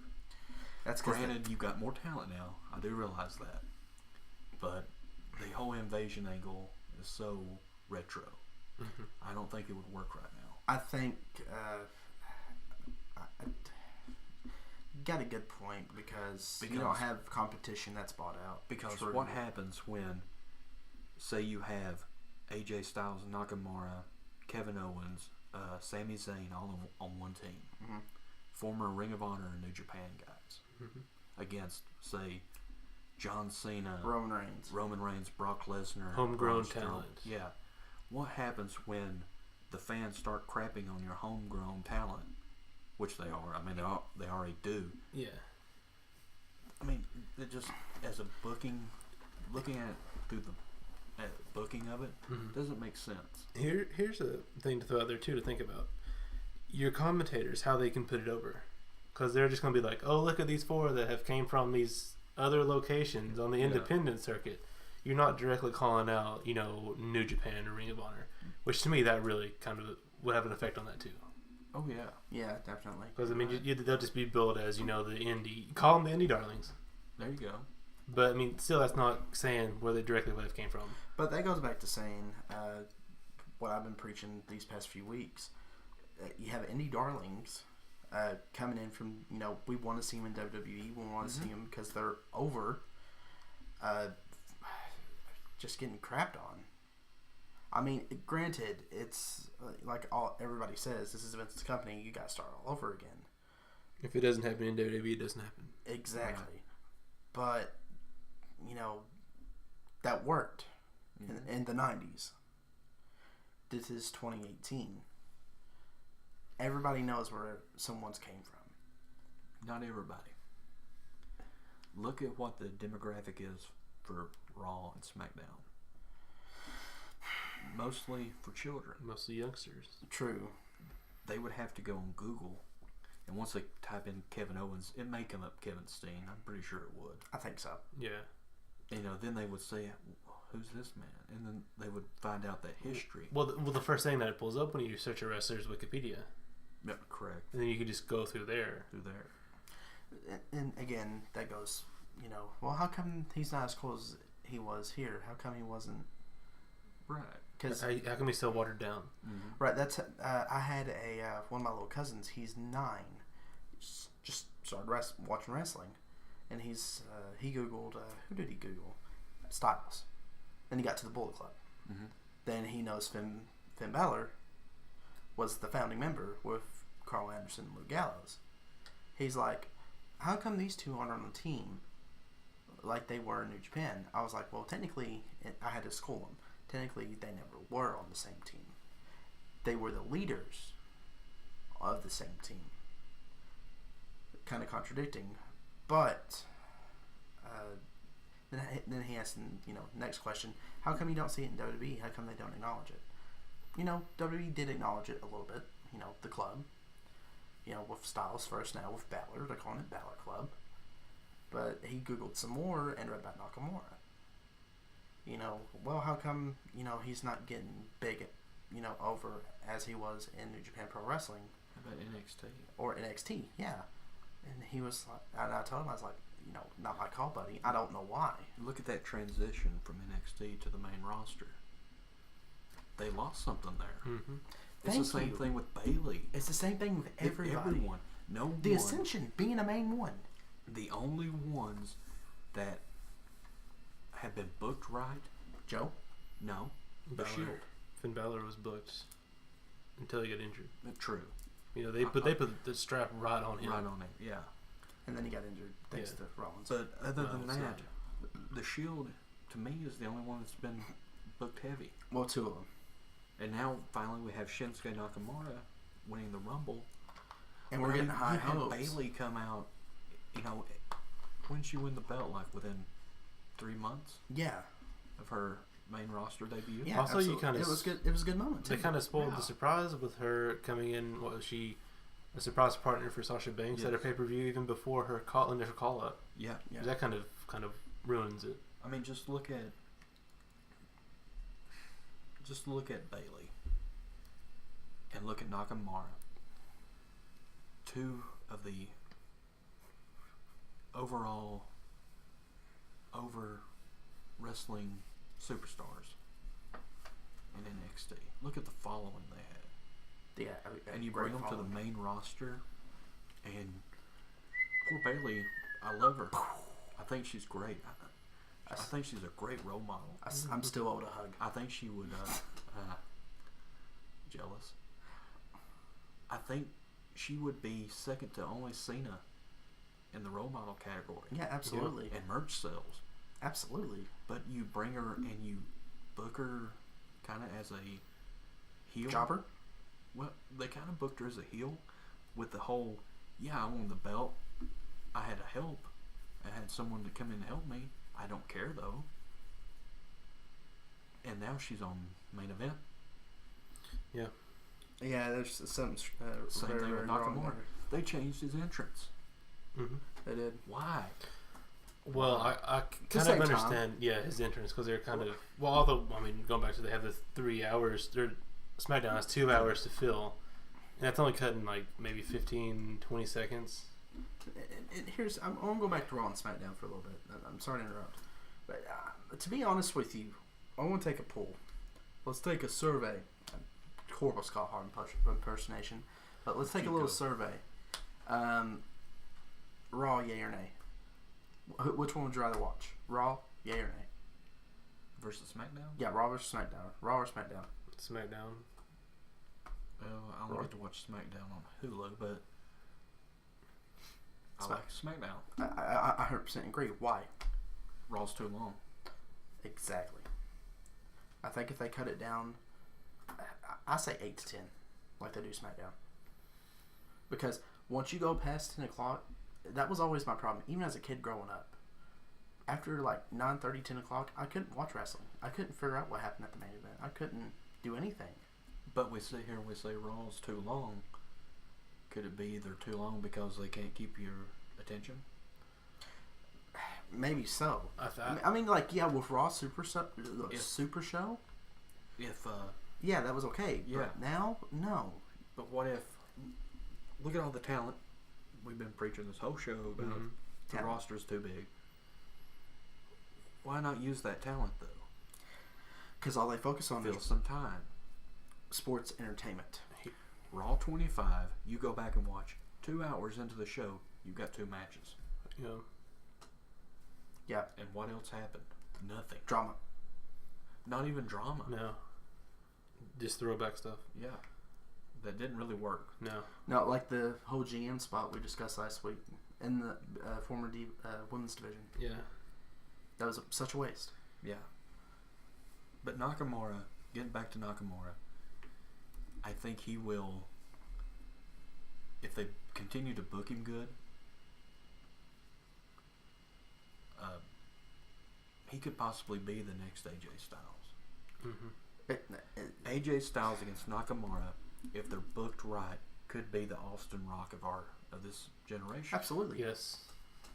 You know, You had the first one at Wrestling Kingdom 8. First one was those two? that Yes. was 9. Was it 10. 9? It was 10. I was 10. Well, we was all wrong. Thank you, Josh.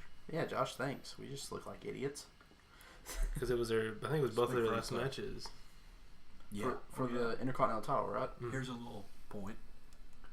I don't know if I know me and Josh collect them.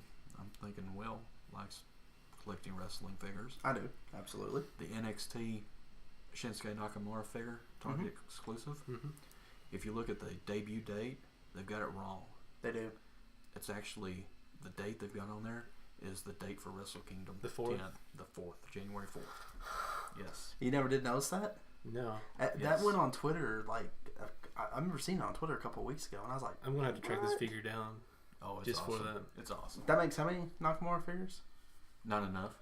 I mean, this is going to be the 4th one? This is the 4th one. He's The had 2 3 elites. basics. Those are 2 basics. This is his Yes. 5th figure. Mm-hmm. And then he's 2 basics in and 3 50 elites. He's in 57. 57, yes. Wow. And every one of them's great. Yeah, then then Nakamura eliminates Sami Zayn, which there goes that power. Well, we're getting back to the Rumble. Yeah, might as Yeah. well. Yeah. I feel like we should just skip the whole Rumble and say, oh, Nakamura eliminating Sami Zayn is a good throwback, though. That's a good callback yes. from Yeah. NXT. Yeah. Not a lot of people, but I shouldn't say that. boom. A lot of the hardcore wrestling fans, and especially the ones that follow NXT, will remember that. Yeah. But, you know, a lot of the children won't. That's okay. I think that's kind of why they didn't give him the whole kind of like 5-6 second stare down spot. Yeah. That's why they didn't do that. Just because, not everybody. Right. Not everybody's AJ and Nakamura. Yeah. Right. Then, you had, of course, you had Cesaro, then you had Kofi Kingston. Which can we talk about that spot with Kofi Kingston for a minute? Did you talk about with the His pancakes? annual avoiding of elimination. You know it's coming. You got your foot on me? Yeah. Yeah. And you as soon as you see his entrance, the whole time you're like waiting for it. Yeah. It's like, okay, what's he going to do this year? Right. Yeah. I think that's just going to be his thing. It's kind of like, Spot Fest. yeah. It kind of gets boring. Yeah. I don't know if It's that way was- too expected. Yeah. That was pretty entertaining, though. It's I kind of mean, like every time you see Shane McMahon in a match, you expect him to fall off of something. Yeah. You know, you see Kofi come into the ring during the what was Royal it? The Rumble. first year he landed on his hands and literally walked with his hands? I think so. He's done that. He's Jumped from the guardrail to the Yeah. ring. and then he apron. was put on the announce table by Tensai, and he used JBL's chair to hop Chair, back to the yeah. ring. Then pancakes. And then this year, the other plate of pancakes. He gets thrown over the top by Jinder Mahal, Yep. Yes. and his right foot lands on Xavier Woods' chest, which I thought was pretty Yeah. pretty neat. And then here comes the plate of pancakes out of nowhere. Just random plate. I think they said he got it out from under the announce table, which I find that funny. I kind of thought it would be funny not for him in the spot. Yeah. What if he slipped on the pancakes? That'd been funny. I mean, They'd been like, that wasn't supposed to happen. Eliminated. Go. Yeah. Then Jinder would be like, what do I do now? Well, they didn't have any kind of plan for him afterwards, other than eliminating. it wasn't once he entered. Did he get eliminated? He got eliminated by Hey, he could be like a John Cena. Someone eliminate me, like really loud. We'll get back to We'll that in get a to moment. see in a bit. Yeah. That's it. Yeah. Yeah. Then of course, Jinder gets eliminated. Wait a minute. Let's go back and talk about Cesaro for just a moment. Okay. Cesaro Are you and talking about Sheamus. the many European No. uppercuts everybody got? Well, that He was like Oprah with European uppercuts. yeah, everybody gets an uppercut. I had a problem with Sheamus, Cesaro, Seth Rollins is coming in the Rumble, and Jason Jordan's not in it. No. But those three, because right after this Rumble match, they have the tag team match. Yeah. And Seth Rollins, I'm not sure how long he goes, but he goes for quite some time. Yeah. Yeah, And absolutely. you can tell in the tag team match later on in the night. he was tired. Yeah, he's blown up. Mhm. I had a problem with this because Bobby Roode was not in this Rumble. No, Luke Harper, Rowan was not in the Rumble. who cares? In Breezango. in defense, they would have all just been bodies. Yeah. Right. Here's what I would think. This is just me. You guys probably might agree or disagree. If you already have a match that night, you do not need to be in the Rumble. I disagree. I definitely think I personally think the Rumble should be last, no matter Yes. what. Yes. Women's or The men's Rumble should be last. I think the women's Rumble being last this year was kind of revolutionary, but we'll get to Yeah, that. they in a just moment. kind of They've done it because of what happened after. Yeah, that's the only reason. Yeah, if that would have happened halfway through the show, We'll get into that. yeah. And yeah, I But don't think we will. at this rate, we won't. no. But I lost my train of thought now. But the loser of the world title match should be guaranteed a spot in the Rumble. Yes. Yeah. See, that's what I was thinking. Unless they lost the title, because then they're already guaranteed a rematch. True. Because, kind of jumping ahead here a little bit, but it kind of fits in. Why would you have Carmella in the Women's Rumble when she's the Money in the Bank? Right. She still got that thing? that's good. Yeah. Mhm. I thought she cashed that in a long time ago. She She tried to. Oh, She tried to this past Tuesday. Yes. That Didn't turn very out. good spot though. I'll give him that. I liked it a lot. Okay. But wait, technically shouldn't never mind. So you say shouldn't James Ellsworth be able to do that because he technically grabbed it? You've got to be on the roster. Mm-hmm. Just have him just make it a You surprise can't one be day. part of big time wrestling. You can't be on the Zo train. That's right. Oh God! Stop. I heard it got derailed, but But how you doing? apparently not good. He So ain't either. we going back. We're going through. So we're at number 17. Yeah, Jinder Mahal. We already skipped a little discussed bit, him, yeah. That's okay. Seth Rollins. Well, one thing that I would like to point out, this was Jinder Mahal's first Rumble. It was. He didn't do Really? two Yeah. shows. Yeah. Wow. I didn't realize that. As long as tenured as he was, Huh. he had never been in a Rumble before. Even Even with with 3MB, he was not in a Wow. Rumble. I would think he would be, especially 3MB. This was Like a body, specifically, yeah. I would book 3MB, have all three of them come out, yeah. and just be like, we're going to all three of us are going to win the Rumble. Play we're their all their three. air instruments and Yeah, stuff. and then of course Braun Strowman wasn't there at the time, but have your Big Show. monster heel come in Yeah, and just eliminate all three of them. or somebody small. True. Add that that comedy effect to it. Yeah. Back to Hurricane. Oh boy. That's coming up soon. Yeah. Then of course Seth Rollins comes out and Well, before you get to there, Jinder eliminating Xavier and Big E. That's kind of Big. furthering that feud between Xavier and Jinder, Yeah. which I wouldn't have been disappointed if Jinder would have won the U.S. title, and then had Xavier kind of using the storyline with it. Actually, I disagree with him coming off that world title run. I don't think they did the right move on that. Yeah, supposedly, going back, if let's say the Intercontinental title. It's like Stone Cold Steve Austin said in their interview. That Intercontinental title means that means you're one step closer to getting a world title match, having a chance to go at that. That's how it used to be. That's how it used to be. Again, lost that feeling a long time ago. But with the Miz, I kind of feel like it's coming back. I know and that's awesome. No pun intended. You sure? Yeah, no. I feel like it's definitely more prestigious than the Universal title. Okay, hang on. Let me take that back. It is defended. Let me say the light heavyweight title in the Attitude Era is more prestigious than the Universal title. Yeah, I don't know about that. I'll go that far. I wouldn't go that far, but I would. Listen, I would if I ever got into WWE for some miraculous reason and won that. You immediately get kicked out by the security. Probably. I'll immediately take that Universal title in the middle of the ring. Say how you doing? Yeah, probably. Lay it down in like a kind of like what's a horse trolley thing? Yeah, horse trolley, or just some metal container. Pour gasoline in it and just burn the sucker. Is the word you're looking for a trash can? No, like a little horse trolley. Medusa. Yes. I would burn it. I wouldn't throw it away. Well, at least we don't have that to look forward to. Yeah. No. Thankfully. I would just burn it. Kane. Or, hey, there we go. Have Kane win the title and have him just set it on fire. But, I mean, okay. But getting back to the whole Xavier Woods Jinder Mahal thing. But, sorry. Put the title on the U.S. title on Jinder. Have Xavier beat him down the line, maybe Fastlane or maybe pre-show at Mania or something. No. And then you use the Freebird rule with the U.S. title on the New Day.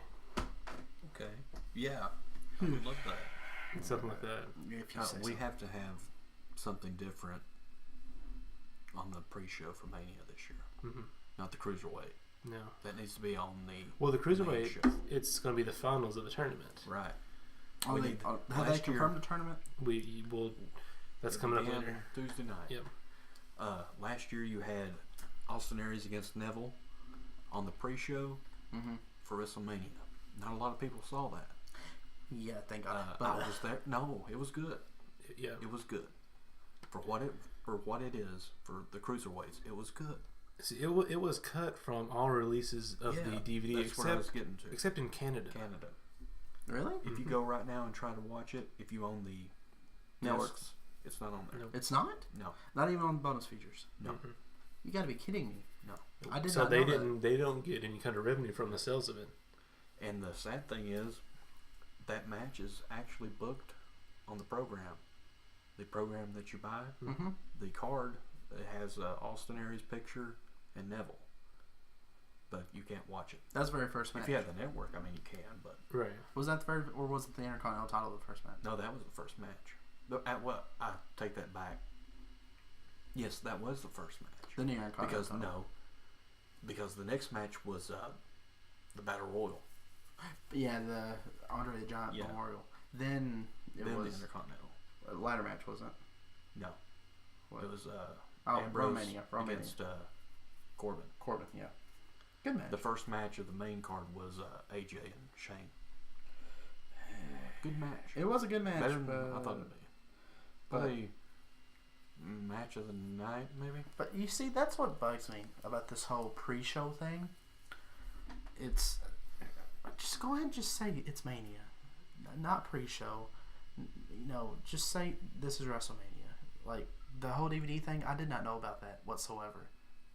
Well, Mania is so long. I mean, you have to have something. I mean, I get it, but if you're going to do a pre-show, throw a little rivalry match, not a title match, nothing like that. Throw like a little bitty rivalry that's been going on, like Jinder Mahal and Xavier Woods. Yeah, something like that. Yeah, not for a title, just a little rivalry. Why can't it be for a title? Huh? Why can't it be for a title? This is just, I'm old school. I think all titles should be represented on the main card. Okay, if you're old school, let me see if you agree with this. Are there too many titles? Right now, yeah. I think there's way too many titles.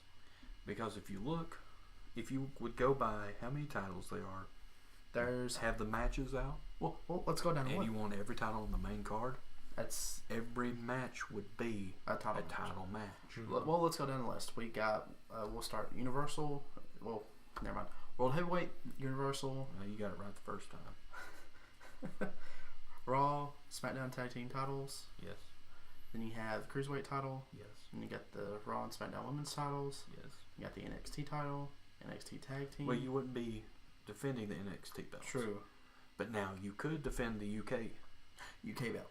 Although that's been on NXT, but that's a whole different. Yeah, it's been on NXT a lot. Yeah. One fall. Sorry. Fixing to be there again. Is it? Twice. Yes, twice. So that's what? 9 major titles? You No, got the 8. US? No. I think you skipped the Intercontinental. And Intercontinental. That's 10. Okay, 10.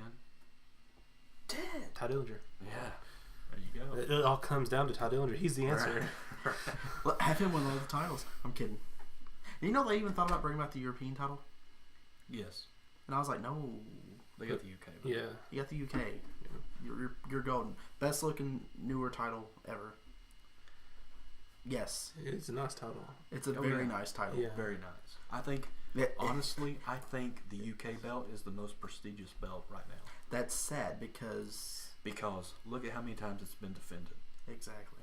You have to earn that match. And that's the thing going against Tyler Bates, against Pete Dunne. Mm-hmm. You have to earn that. And that goes back to being, going back to kind of like the indie scene, because that's where, because I always wonder where the UK title is. I'm like, wait, it's in the UK. You don't really hear much. Has anyone heard if they're doing the show from England? I don't know. Still on the network? I would love. Oh, the weekly show. Yeah. I don't know. I would love for it to. Because recently they've been defending the title against Roderick Strong. Yes. So I'm going to say no. Is he from the UK? No. Where's he from? Not sure. But why would you have someone that isn't from the UK have the UK title? Well, just somebody not from the US have the US title. Right. That's true. Roderick, but I want to say Roderick Strong's from Ireland, though. I think so. If you're from like Scotland, Ireland, you know, maybe I'm wrong. The United Kingdom would be perfect. United Kingdom title would be perfect. It just sounds. Where's he from? The name Roderick just, I mean, kind of reminds me of He's Roderick. from Tampa, Wisconsin. Well, yeah. Close to Canada. He's close-ish. He's Irish by heart. How about that? There we go. Just give him an Irish gimmick. Yeah. What if someone like Sheamus went after the title? Cesaro. Ooh, I think Cesaro I could would see Cesaro because he needs that push. But Cesaro doesn't need anything. He's got everything he needs except for the title. Yeah. We don't need the UK belt on TV right now. No, it's more like an indie belt. Yeah. But we need to keep the UK belt like it is. I like it. Yeah, I love it being treated like it is. Because going to all those the different Cruiserweight shows. belt it had a lot of prestige going into it. Then it got crazy. But once TJP lost it, and it kind of felt like another belt. Yeah, because every week you would turn into 205 Live, and somebody else would win it. Mm-hmm. Or what's his name? Tazawa. Akira Tozawa. Yeah. He won it at a pay-per-view, and then the next 205 Live he lost it. Same thing with I can't remember if it was Cedric Alexander or Rich Swann. It was Rich Swann. He won it at a pay-per-view. The very next show, 205 Live show, he lost it back to Neville. Now, going back to prestigious titles, do you think Brock Lesnar is trying to prestige the Universal title? No. No, he's asking for too much money. He's a part-timer that they want to build as the be-all, end-all. Mm-hmm. Now, do you think that's why they gave him the Universal title? Because it's hated by fans so much? No. Because I tell you why they gave him the belt. They wanted the match at WrestleMania 32 with Goldberg to be for a belt. Yeah. Because they thought it needed it. Yeah, I mean, Goldberg's second run was good. Not a big Goldberg fan myself. Shouldn't be Kevin Owens. Huh? Shouldn't have beat Kevin Owens. Shouldn't have faced Kevin Owens. No, shouldn't have faced him. No, that's like going back to CM Punk getting mad on Rock going over. Jericho and Owens should have been for the Universal belt, not for the U.S. Right. Sorry. But Okay. Ooh, how about instead of just not facing Kevin Owens, just have Lesnar come out and just there you go. lay Goldberg out in the ring? That would work. That would have worked. Instead of having how many seconds? He beat Kevin Owens? Yeah, and that way you're not making him look that weak. Like 45 seconds, something like 30, 45, something like that. Less than that. Yeah. It's like, come on. I mean, cool, you won the belt. You're just doing it for Brock. A lot of people, I mean, yeah, we knew what was going to happen, and we were happy. I knew as soon as he said that, I've got one more title run in me. Here we go. Yeah, here we go. Now, do you think strap in? Kevin Owens kind of was trying to make that title prestige? He was trying to make that title work. Well, I mean, you could go out on a limb and say he was the first Universal Champion to have that run. Because Finn Balor had, 24 hours? Yeah, and because of his injury, he couldn't defend it. Right. So, I mean, he was trying to make that belt the World Heavyweight belt. And who not better? Let me ask this question. Because, sorry to interrupt, but look at the Ring of Honor title when he was Kevin Steen. Right. He prestiged that title. What would the outcome have been if Finn Balor hadn't got hurt? That's a big what if. Would Goldberg still be the end? Well, yeah, probably. What sense does that make, though? I don't think they would have fed Balor to Goldberg. I don't think they would have either. Mm-mm. I think, here's what I think. I mean, I know we knock on the title a lot. It has potential. It still has potential. We just need it out of Brock Lesnar's arms. I think if they want to prestige it, have Balor go against Lesnar and win. No help, just straight up beat him. You have the quick Irishman go up against the American Brute. Because it's totally believable that, Finn Balor could hit Brock Lesnar with a sling blade. I think so. Totally believable. Oh, yeah. And then, the coup de grace. I think, though... I don't know if the coup de grace would be enough to keep him down. I think with Brock, right now, that would be... He is the first man to beat the streak. True. He is the monster. Mm-hmm. We have to protect him. The Undertaker spent 21 years, 22 years protecting himself, protecting the streak because he wasn't at 10, so 22. Yeah. And now that Brock is technically he's the title holder of the first man to beat the streak. Has Brock ever lost at Mania? Yes, Triple H the previous year at 29. You are right. I'm sorry. He almost has a streak. He lost to Goldberg at 20. He also didn't almost has a streak. He has a good streak as Taker now. When Rollins cashed in either. True. So he's lost 3 times. But still has a pretty better streak than Triple H. But true, because Triple H has the longest losing streak. Yeah, but look at the matches he's been in. True. I'd rather have a good match than a crappy match with a win. Anyways, go ahead. Sorry. But they're protecting the beast. They're protecting him. So I understand the whole he can't be beat aspect they're doing right now. But they need a hero. It's time. It's time for someone. And Roman Balor. Reigns, I hate to crap on Reigns again. He's not the answer. Balor. I want to tell you who it should be. Rollins? Who the next beast. Bring him in. You've already got him. And they had the chance at Great Balls of Fire. Braun. No. Samoa. Yeah. Interesting. You still had him lost that match. The only thing he had to do was do what no man besides The Undertaker and maybe Roman Reigns has done in a long time. Kick out of the F5. That's all you had to do. He could have still lost that match.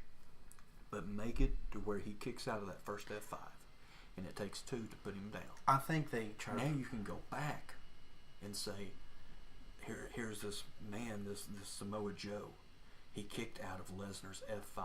Mm-hmm. Then after Joe wins it, have him and Balor have a feud again. Yeah, you could do that. Because they had a good feud in NXT. We could agree. And to my knowledge, Brock Lesnar likes Joe. Mm-hmm. So I mean, those two would. We know that Lesnar's not on the same page as Strowman anymore after that. After what happened at Rumble. What happened? See Strowman with a stiff shot with his knee to the side of Yes. Lesnar's head, and then Lesnar punches Strowman in the air. And then Lesnar's like, slow it down. And then everything fell into place after that. Okay. They were some stiff shots. Yes. So but I think they kind of got back on the same page. Yeah. I think, I just think Lesnar having the title back to the Prestige, and I don't agree with it. It needs to be defended on TV. Mm-hmm. This is not Hulk Hogan, the 80s and early 90s, where the champion is off TV and your Intercontinental Champion, who is the Macho Man or Ricky Steamboat. Or Bret Hart. Or Bret Hart or Roddy Piper is your workhorse. We'll get to Roddy Piper in a moment later on. If we ever get there. We'll get there. Who are we at now? Oh, Getting back to the Royal we're Rumble. at number 18. Oh, can we just get skip a little this? halfway there? Bam Bam Big. I'm sorry. Seth Rollins. Talking about the Hall of Fame this year? That fire attire. It took me a minute. Yeah, I understand. I'm sorry. Hey, did Bam Bam Actually, I confirm liked yet? No. Mm-hmm. I like the attire. I did too. I It liked was it. something different. Kind of reminded me, not really Bam Bam Bigelow at first, but kind of like a little Rick Rudish. Just a little bit, because if you, I played WWE2K, and you know he has the flame attire. I was going to go with the Son of Cain. The Son of Cain. Yeah. That's okay. That's okay. Son of Cain. Then you had who else did you have after? Oh, then you had who are we at? 19 Woken Matt Hardy. Yeah. Okay. Well, but we have some eliminations between there. We have. Josh, can we just? We have Rollins eliminating Cesaro, and then the New Day spot, which we talked about earlier, happens. Yeah. Then and Kofi ends up. Yeah. And then Andrade Cien Almas in a wonderful. He goes to throw Kofi over and then realizes that New Day's on that side of the ring. And he's like, so he changes and throws him over on the backside. Yeah. Then Kofi oversells the takedown. And then we have number 19 come in, being Woken Matt Hardy. Yeah. Which I love the... I thought it was kind of weird how they had him team up with Bray Wyatt. Yeah. For a little bit when they eliminated Rusev. I hope something comes off. Let me ask you guys something. Do you think the feud between Hardy and Wyatt is already run its course? Yeah. Yes. They should have waited. It's not run its course, but they need to slow it down. I think they have already burned out. Yeah. Mm-hmm. At Raw 25, I think they should have started the match in the Manhattan Center and let it spill out into the back, and the referee counts it out. Mm-hmm. Disqualification. But they're still fighting. I think I know where this is going. And they fight into the streets of Manhattan. Mm-hmm.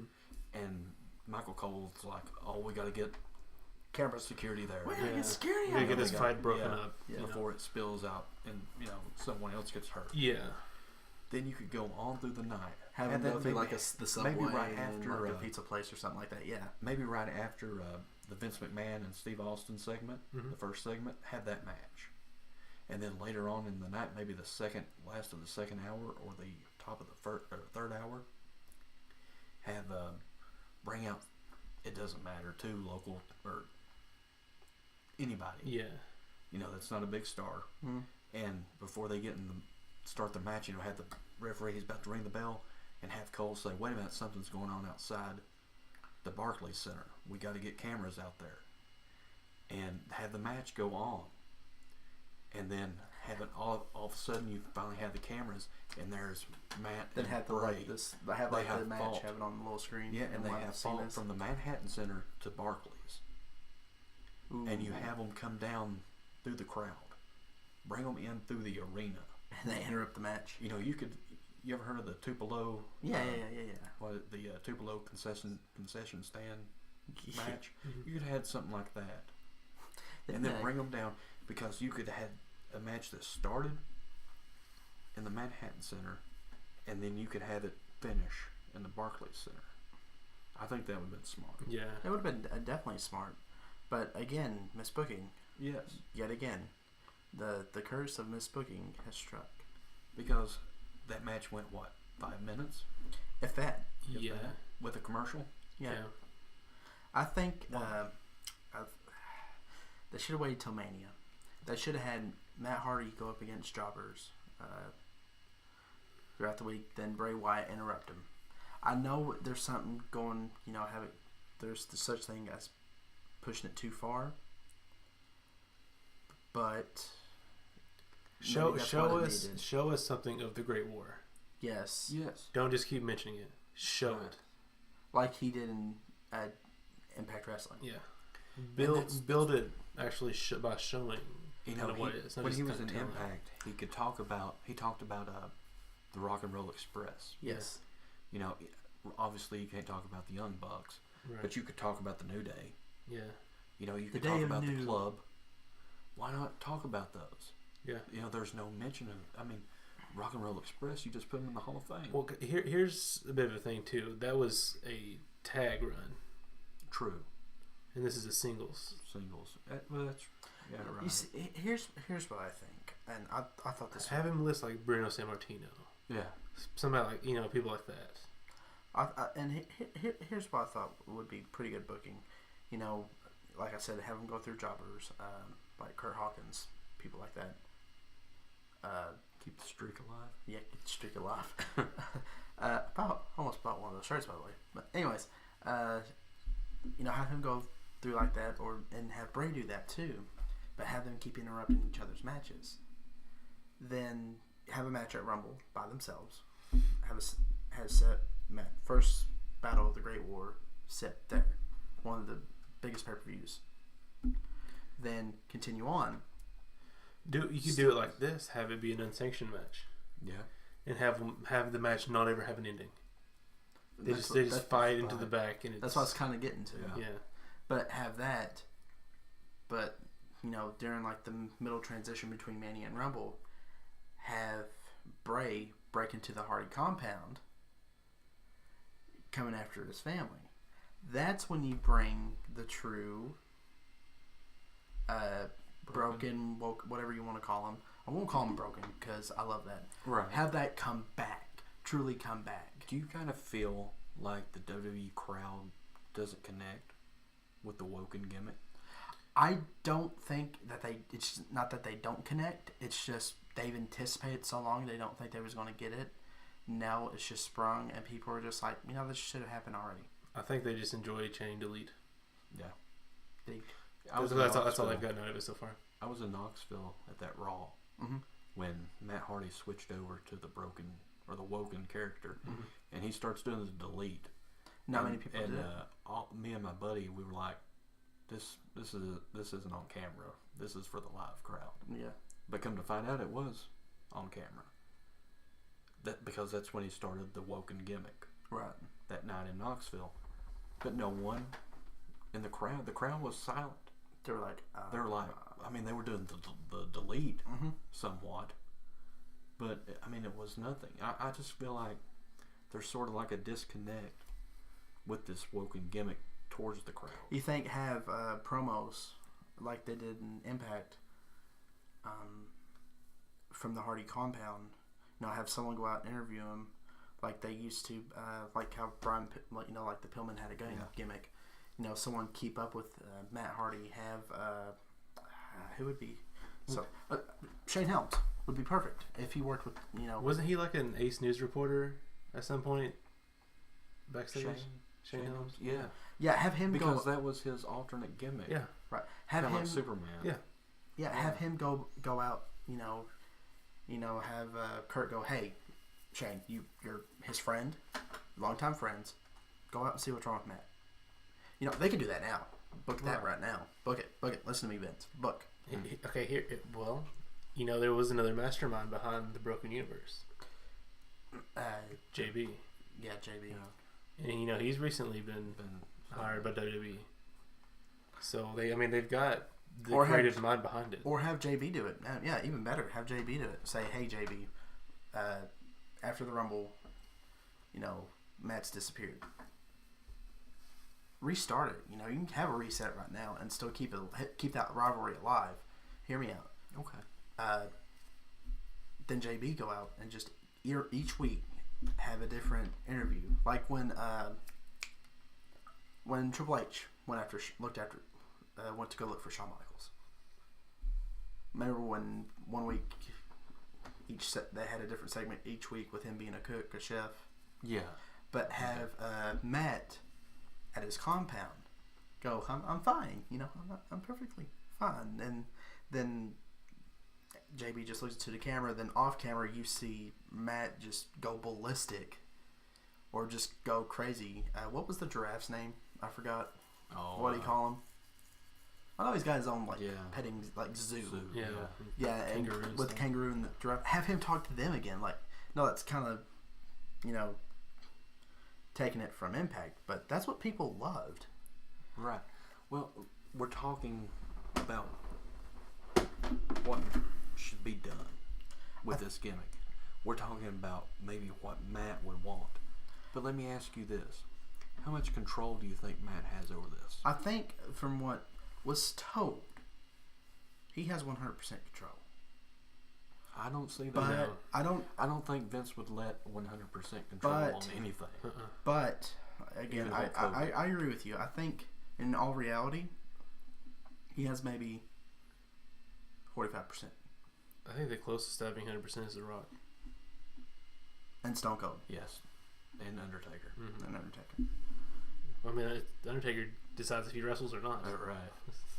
But I think if they do something along those lines, have something next week, have Bray Wyatt, brutally attack him, just go after him full force, and make him go unconscious, and say, Matt Hardy has had a concussion, he's going to be out for a few weeks, and it's all at the hands of me. Have him do a promo that next week, then let him, do his thing, with where I'm getting at. Yeah. Right? Then have that whole JB thing, kind of like when he lost his mind. Whenever what was the James Storm group called, DOD or something like that, or whenever he fell off the forklift. I don't remember. Whenever he lost his mind, he's like, "Yes, who are you?" I don't remember. TNA? Yeah. Oh, I wouldn't know. No. Yeah. DOA or something like that. Disciples of the Apocalypse? It was something along those lines. But have him kind of forget. Something we're kind of forgetting, though. What happens when Jeff comes back from injury? I think Jeff deserves a singles run. He's put him on SmackDown. Put him on SmackDown. Separate him. Oh, could you imagine Jeff and AJ?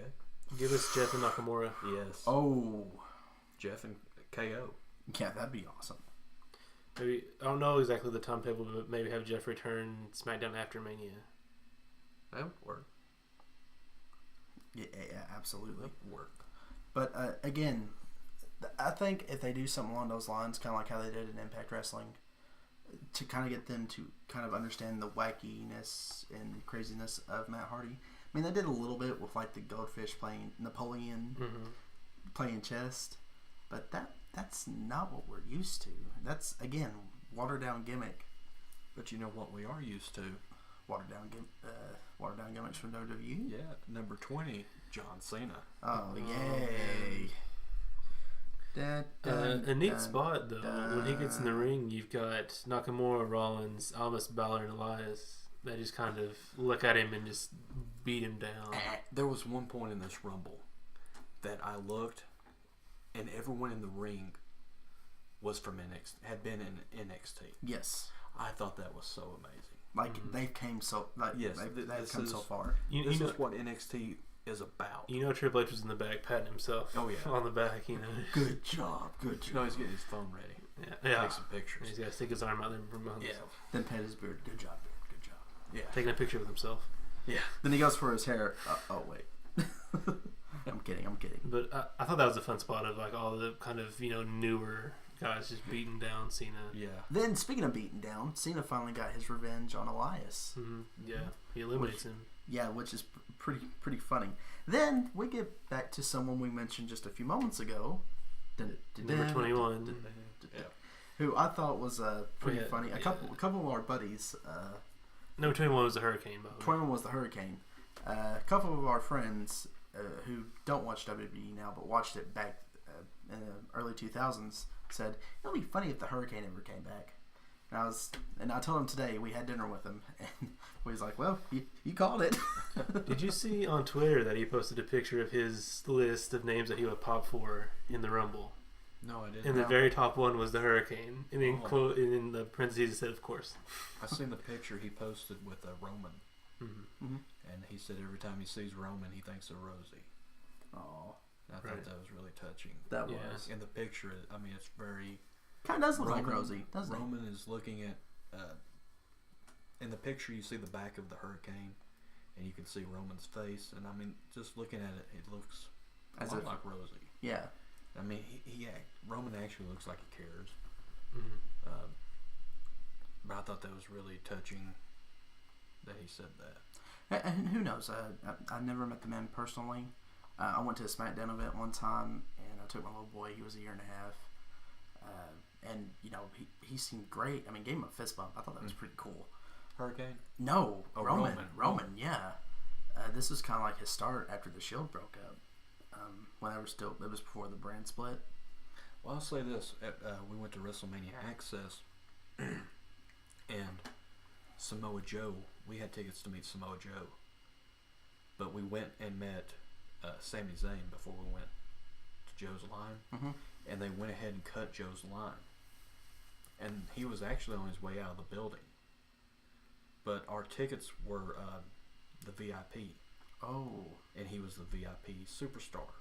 Oh. And we wasn't the only ones. See, they give you a time slot. Say your access is from 11 to 4, just for instance. Your VIP may be for 2 hours. But you don't have to get in that line right then, as long as you're there before the end time. You're guaranteed a signature. So they had actually cut him because they didn't sell out. He's the only one that didn't sell out. What? That's kind of surprising. Yeah, that is really surprising. And they actually cut his line, and he was on the way out. And Roman was the guy that took his place. Oh. And we're all standing in line, and Roman said, "Why don't you let him come over here?" And they said, "Well, no, we can't because you've got." He sold out. Obviously, it's Roman Reigns. And you guys were like, "Oh no, thanks, but yeah, no that's thanks." okay. We can write RR on our own. But he was like, no.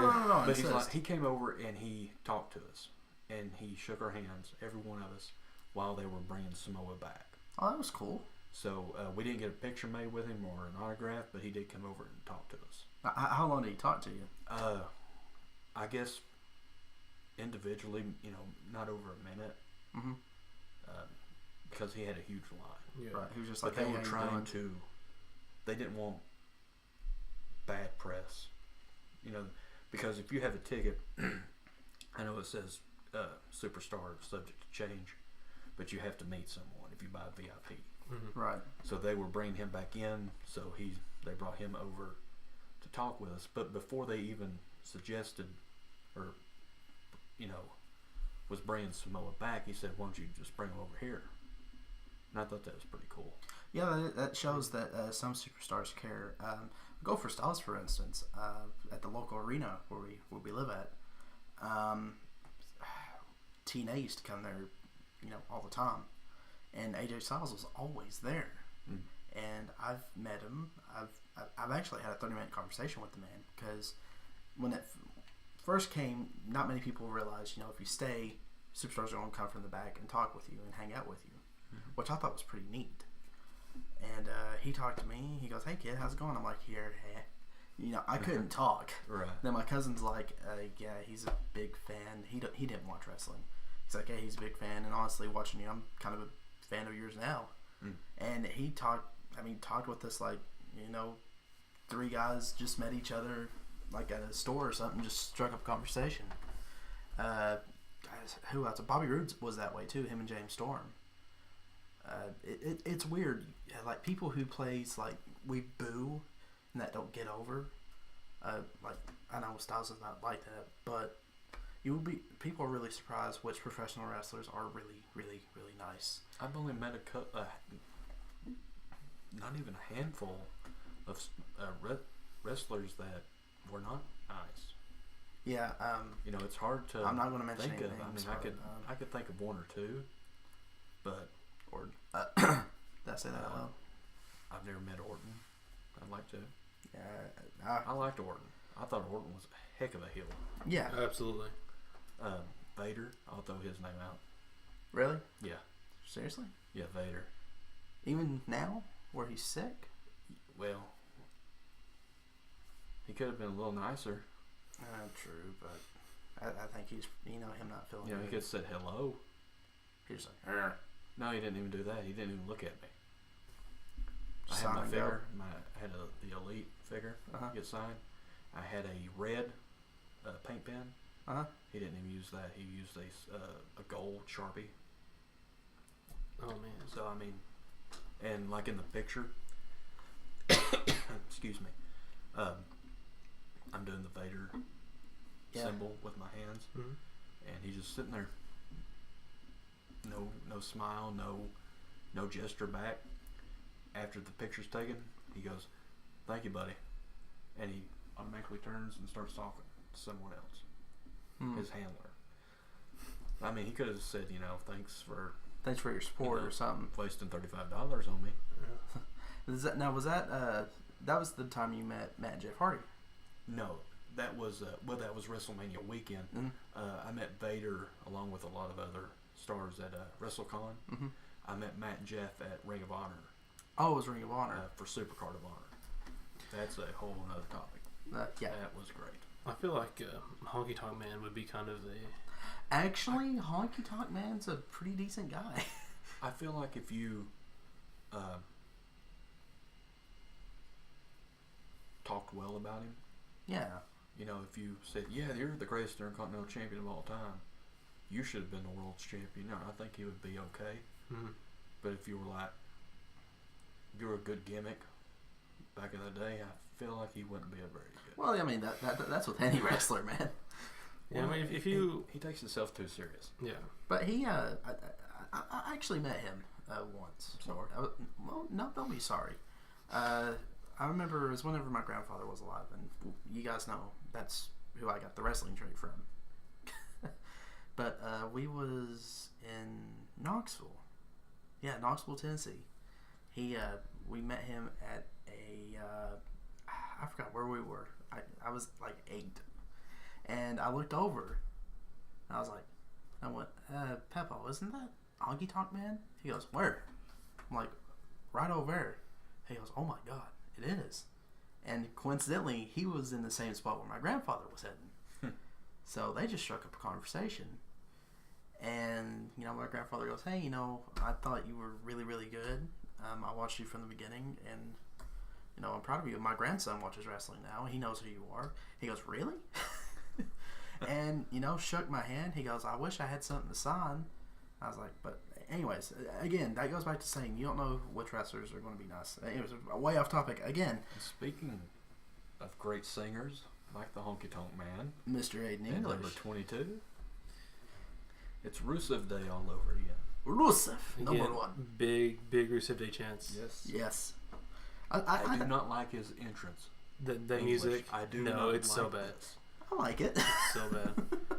See, it's better than the Von Villain.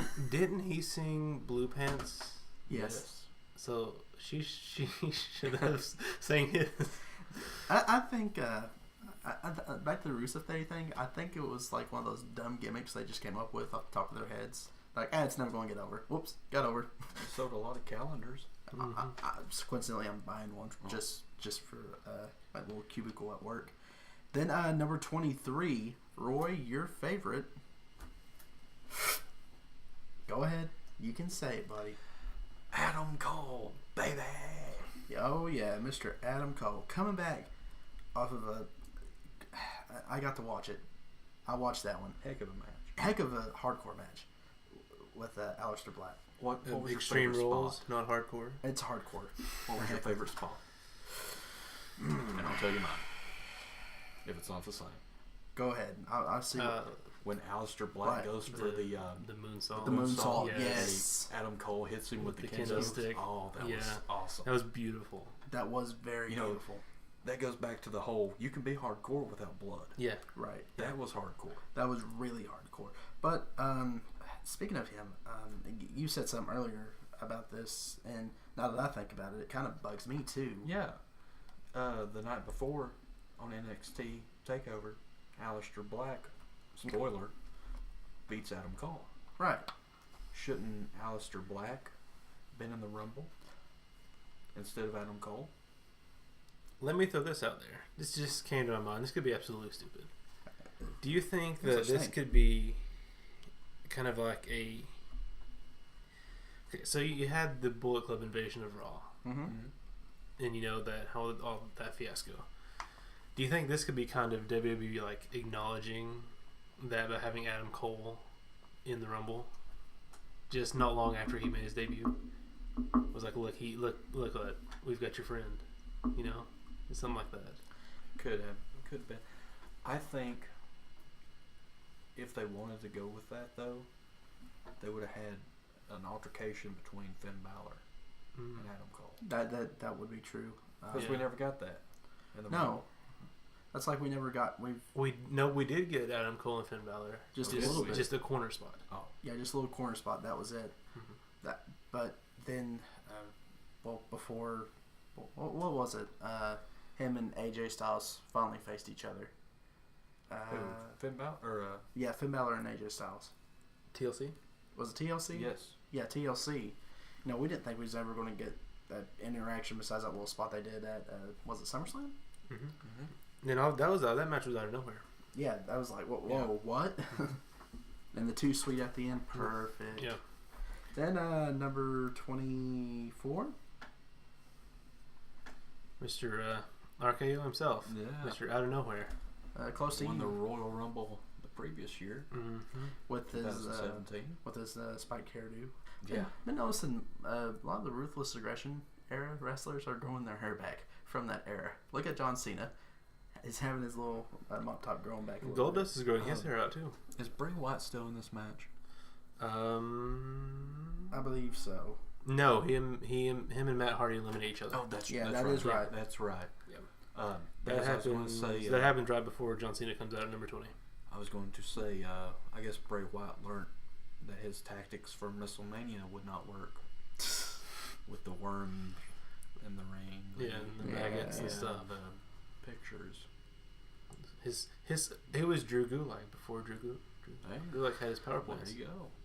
That is true. The more you know. Then we have, of course, Orton eliminating again, he lasted 30 minutes. Andrade Cien almost. Yes. Yeah. Orton eliminating him. Which, that's kind of a nod if you stop and think about it. Orton being one of the youngest champions and being one of the not really longest, but him having one of the, 13-time champion? Mm-hmm. Yeah. Him 15. up there with Triple H and Cena and Flair, getting close to it. What's Triple H? Is he 15 or 14? 15. He's 15 now. Okay. And Cena's 16? Yes, he's tied with Flair. Okay. Well, Flair's really at like 20. Right. Yeah, Flair's like 20. I think he said in all reality like 25, 30, something like that. No, it's like 21, 22. That was like 25. No. Okay. Anyways, yeah, kind of like a little nod towards that. Like, you know, yeah, he's a great champion.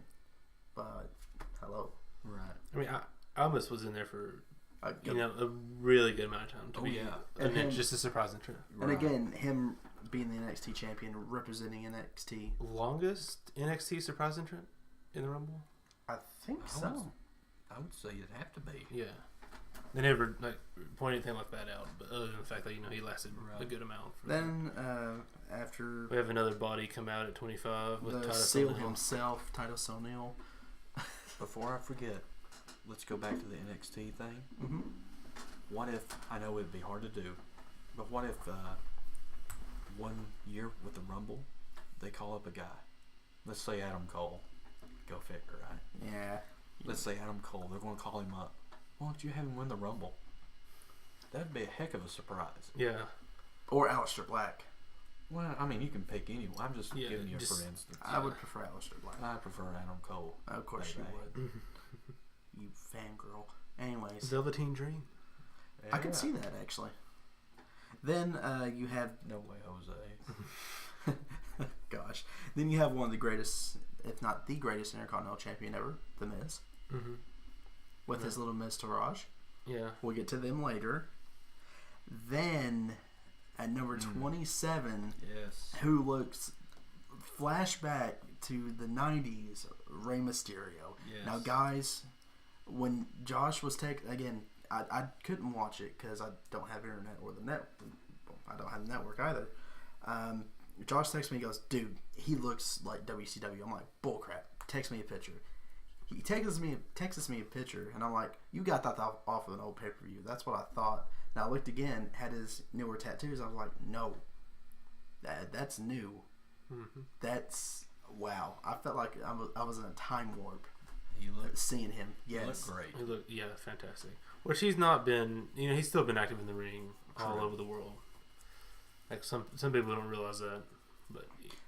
And have you noticed he was doing a little bit of his older moves from WCW as well? Like, kind of have his little remembrance, like the question marks and everything. He's still keeping that intact. Then how his moveset was kind of like his older moveset. I mean, of course, he's got the 619. I mean, that's you have to. Well, you have to, yeah. The Especially the one on. That'd be like Undertaker coming back and not Tombstone. Well, that was just using the last run. But yeah. Oh boy. Well, if you want to get technical, another power bomb. If you want to get technical, that did kind of happen with the American Badass gimmick. So, when I first saw Ray, I thought, here's our 205 Live. General manager. Nope. I knew that would be. I initially thought that when I seen the Hurricane that Shane Helms. Oh well, I never thought about that. I thought about Ray because, like you, Ray's one of the greatest cruiserweights ever, aside from Eddie. Even the Vince, and then they wouldn't know that would be such a waste for Mysterio. Yeah, they would. First, it would be a high dollar contract, and I don't think so. Yeah, and he got a payback from Philly because if we remember correctly, the last time the Rumble was in Philadelphia, he came out at number 30. He did. And last he got time, no. booed. Did he come out number 30? Yeah, yes, he came out. Everyone thought it was going to be Daniel Bryan. That was the Rumble that Bubba Ray returned to number 3. Because that was the last time they were in Philly. Yes, because everybody was chanting Devon. I remember that. I think you're correct. Maybe it was the time before that you're thinking of, Roy. Because last time they were in Philly, they were in... I thought it was right before WrestleMania 30. I'm looking it up. We'll get it here. Okay. But yeah... because he came in at 30. Speaking of Philly... and they booed the crap out of it. Yeah. I remember that, yeah. But speaking of Philly, come on, man. If you're a wrestler, that's one of the places you got to wrestle at. No, that was before, because number 30 from... Let's see, this was 2015 was in Philly, because you had Bubba Ray at number 3 as a throwback to ECW. Okay. Number 30 was, again, Dolph Ziggler. Oh my God. We'll get to that here in a minute. But I forget which Rumble it is, but agreed. He did get kind of like redemption there. He got I think he was very close to Rusev because everybody was like, what? That was a massive yeah. What? Which I kind of expected it because we called it on our last podcast that I thought Ray was going to return to the Rumble, be the GM, 205 Live. But behold, you called it. Okay, you called it. You win. Then Mysterio eliminates Adam Cole. As previously mentioned. Yeah. Haha. Sorry, Roy. But ha. Then, Josh, you can go ahead and announce the next one. I mean, number 28 was Roman Reigns to just a chorus of boos. Question, why don't they just cancel? Big dog returns to his yard. Why don't they just cut out his music and just let people boo him. Just have his name pop up. Do you think they took out the whole crowd entrance because of the heat that he was getting? Probably. For somebody might attack him or something, push him down the stairs. I mean, like, someone might pump him. I mean, why would you want him to come to the audience? That's true. If they hate him, why would you want him? I mean, after the show broke up, he came to the audience for what, like a month or something afterwards, something like month and a half. It didn't make a lot of sense, I thought. Of course, what does with Roman? And then Roman eliminated the body, the seal Titus O'Neil. Yeah. I think he should use that. That's got kind of a good ring to it. The seal Titus O'Neil. The spot with the Mr. Raj. That was awesome. I disagree. You didn't like it? I don't like the Superman punch. Well, I don't like the spear he gave Nakamura later on. How does a man punch a guy so hard that it's going to affect the next guy? I mean, okay. And let's break down the Superman punch. Now, hang on. You get that hoo-ah. Yeah. If you look at that, and if it actually hits someone, it could possibly kill them. Yeah. But that's not the finish. The finish is a spear. Spear. Don't you mean a gore? Now here's something. And I'm sure we'll talk about them when we talk about NXT Takeover. Mm-hmm. Rowan. What? Oh, my mind just went blank. War Machine. Yeah. Okay. Rowan. Yeah, I know who you're talking He about. does the Superman punch. He That does. is his finish. Will they continue to let him have that? That is a good question. It's not really a Superman punch. It's more of a forearm punch. Mm-hmm. But still, they're very similar. You know what, Roy? I think that's a good question for our viewers. If you leave a comment below, see what you guys think about that. Yes or no? Do you think McMahon will let him use that? I mean, give us your thoughts. I mean, Yeah. That'd be very, very good. yeah, that'd be there we go. There's pull of the night. Will War Machine? What's his name again from War Machine? I think it's Rowe. Who knows what it'll be? Yeah, seriously, who knows what? Hopefully they keep it. I hope they keep. We know Machine. we know they're keeping Ricochet as Ricochet. Which is awesome. Mm-hmm. Are we 100% sure though? Yes. Because they keep using his Trevor Mann, but they keep Ricochet. Add the in tapings that they filmed tonight on February 3rd. He was in a match and he was known as Ricochet. Oh, is he? Yes. Oh, so wow. guess who we get to see as Ricochet Sunday? Well, that's what I was just about to ask. Do you think he will be part of the NXT live tour? Oh yeah, absolutely. I'm gonna say no on that. There's 2 shows. Mm-hmm. They're in Florida that night. Or no, I'm sorry. They're in Florida tonight. They're in Nashville tonight, and they're also back in Florida. So there's 2 teams.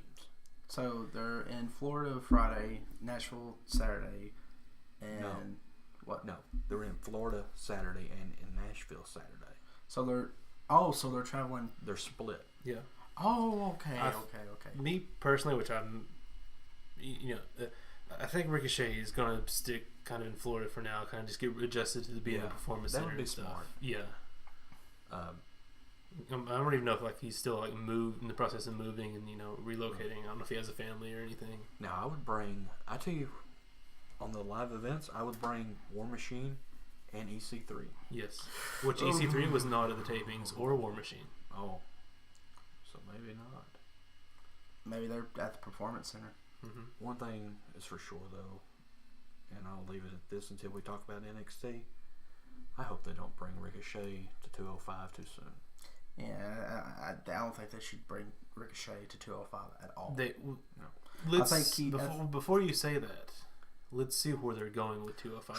True. Because from what I watched this past Tuesday, it's getting much better. It's But actually watchable. Yes, But it's back to what Josh, what you were saying earlier today. I think Ricochet is much too like Balor. He's a cruiserweight, but people are well known that he's heavyweight status, main event star status. Well, my big concern is, what about Adam Cole? I think he'll be treated like Nakamura. I don't think so. I don't think he'll be treated like that. I think he's treated a 5 Live guy. You think so? Yes. As bad as you hate to admit As it? bad as I hate to say that, I think they would. I don't think. Why are they treating him? Why do they put him in the stable? I mean, I don't get me wrong. I think Bobby can't Fish answer that, bud. and Kyle O'Reilly. Mhm. I think they're all 3 of them are awesome. And, good stable, too. You know, especially ROH guys just coming. All 3 of them coming from ROH. And especially coming from the War Games. Yeah. That was a good... Even, they had a vouch. It's still a phenomenal match. I had had a friend. Actually, it was my wife's friend's husband who hasn't been watching wrestling recently. We watched that. He's like, I'm going to watch NXT now. And they had a fantastic match at TakeOver this past Saturday. Yeah. Yeah. That was a really good match against the AOP. Then, or who we at? Okay, then Miz is eliminated. Then Roman eliminates Rollins, which brings me to my point of Roman's and Rollins at Mania, which I think would be a good match. But they both kind of laughed it off, like, "Oh, you got me. Yeah. You caught me." I don't know. I think there's that. I think they'll bring it up next year and have Rollins eliminate Reigns. Yeah. Possibly, but book it over the long run. Yeah, I mean, really make it mean something. Yeah. Instead of here's a match we can fill on the Mania card. Instead of a 3-month build, you give it a 15-month build. Okay. Yeah. Okay, I can see that. Then number 29, which to my surprise, Goldust. The announcers were like, I think it might have been Jerry Lawler. He was like, Goldust. Like, yeah, it's Goldust. He's been here for years. Right. He's not a surprise entrant. Yeah. No. He's still around. And isn't he tied with Shawn Michaels and Big Show? He is tied for number 2 in appearances in the Rumble. It's hard to believe. Who's number 1? Kane. Oh, Kane. Yeah. Kane is? Okay. Then, God, I don't want to say it. Number 30. I think it's misbooking here. Oh, yeah. Yeah. Definitely. Dolph Ziggler coming in at number 30. I mean, I like the record scratch. Let me throw this out there. Oh, God. At 30, have Daniel Bryan's music hit. And then record scratch. And then Dolph Ziggler's music hit. See, I thought the year that we were just talking about a little bit ago with Ray coming out as 30, I thought that was when the Bad News Barrett was going on. Oh, with Wade Barrett. I thought have Daniel Bryan's music hit, and then he doesn't come out. Everybody's like, what's going on? Have Bad News Barrett come out and say, I've got some bad news. That would have, he would have been a straight heel then. Right. I thought that would have been great. But yeah, I like that. Because that's just tons and tons of heat on there at once. Just within the snap of the fingers, just boom, so much heat. Then I thought Ziggler was going to do good after he eliminated Goldust. I was like, oh. After he eliminated Goldust. You thought he was going to do good. Ooh. Well, I was like, oh, apparently he's not there. Then, of course. Let me ask a question. What's the point of him winning the U.S. belt? There was no just point. To give it up, and now he's back in the Rumble. There was no point. I think he was generally threatened to leave WWE, and they finally came to an agreement before Rumble. I don't think so. I don't think that's anything near the way it was going. Because he's not a necessity. They would have been like, see ya. Yeah. I think, and I agree with you, Josh, on this. Is this the Ziggler Man in the Impact Zone? No, I wouldn't. New Japan. Ring of Honor. Probably no. New Japan would be better. I don't know. No. You don't think New Japan? No, they got too much going on right now. Ring of Honor? They've got too much going on right now. Where would you send them? Impact. Yeah. Why would you send them to Impact? They don't have nothing going on. They're in desperate need of people. Yeah. Every time you get on Twitter, somebody else is deferring. Isn't speaking? Never mind. They're having to call back Scott Steiner, so they're hurt. Yeah. Again? Yeah. Oh God. He's bringing a dictionary with him, I heard. And a mathematician. So is this going to be like his 180th time coming back? I mean, Probably so. I wouldn't doubt it. so he has like a 50% chance of winning? No. Let me ask you this question, getting off the Rumble here. Sorry. Back Like we haven't. when, in I think it was WrestleMania 23, Mm-hmm. they had reached out to Abyss to come in to face The Undertaker. I believe I read that it would have been a title match. It was. But Abyss was like, Well, yeah, take no, I've been here since the beginning. I want to kind of stick with my thing. Apparently it was a pretty decent contract too. Pretty decent size. Do you think that if he would have switched over, that would have impacted TNA earlier? Absolutely.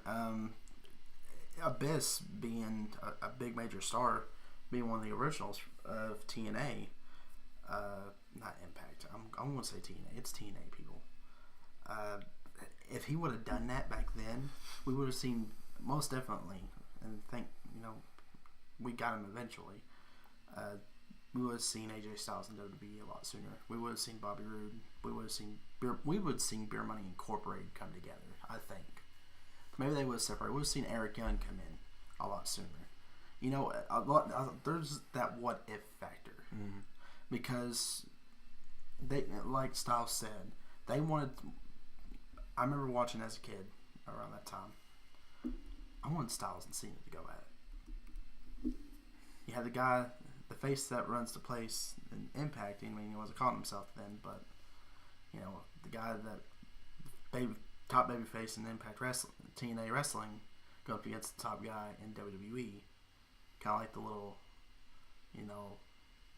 border war type deal. I always thought Triple H and AJ would have been a good match. I don't. Because there you could have used Ric Flair. You could have. Put him at the center. But this is Mania 23. This would have been 2007. Undertaker and AJ. He's still there. I don't think Flair was in there in 2007. I think it was 2008 when he made his debut in TNA. 2008, 2009. I'm sorry. Yeah, you're In correct. 2008 was when he had the match with Michaels, right? Yep. So it would have been 2008 because shortly, about a couple months after that. WrestleMania 24 was Flair and HBK. Yeah, that was 2008.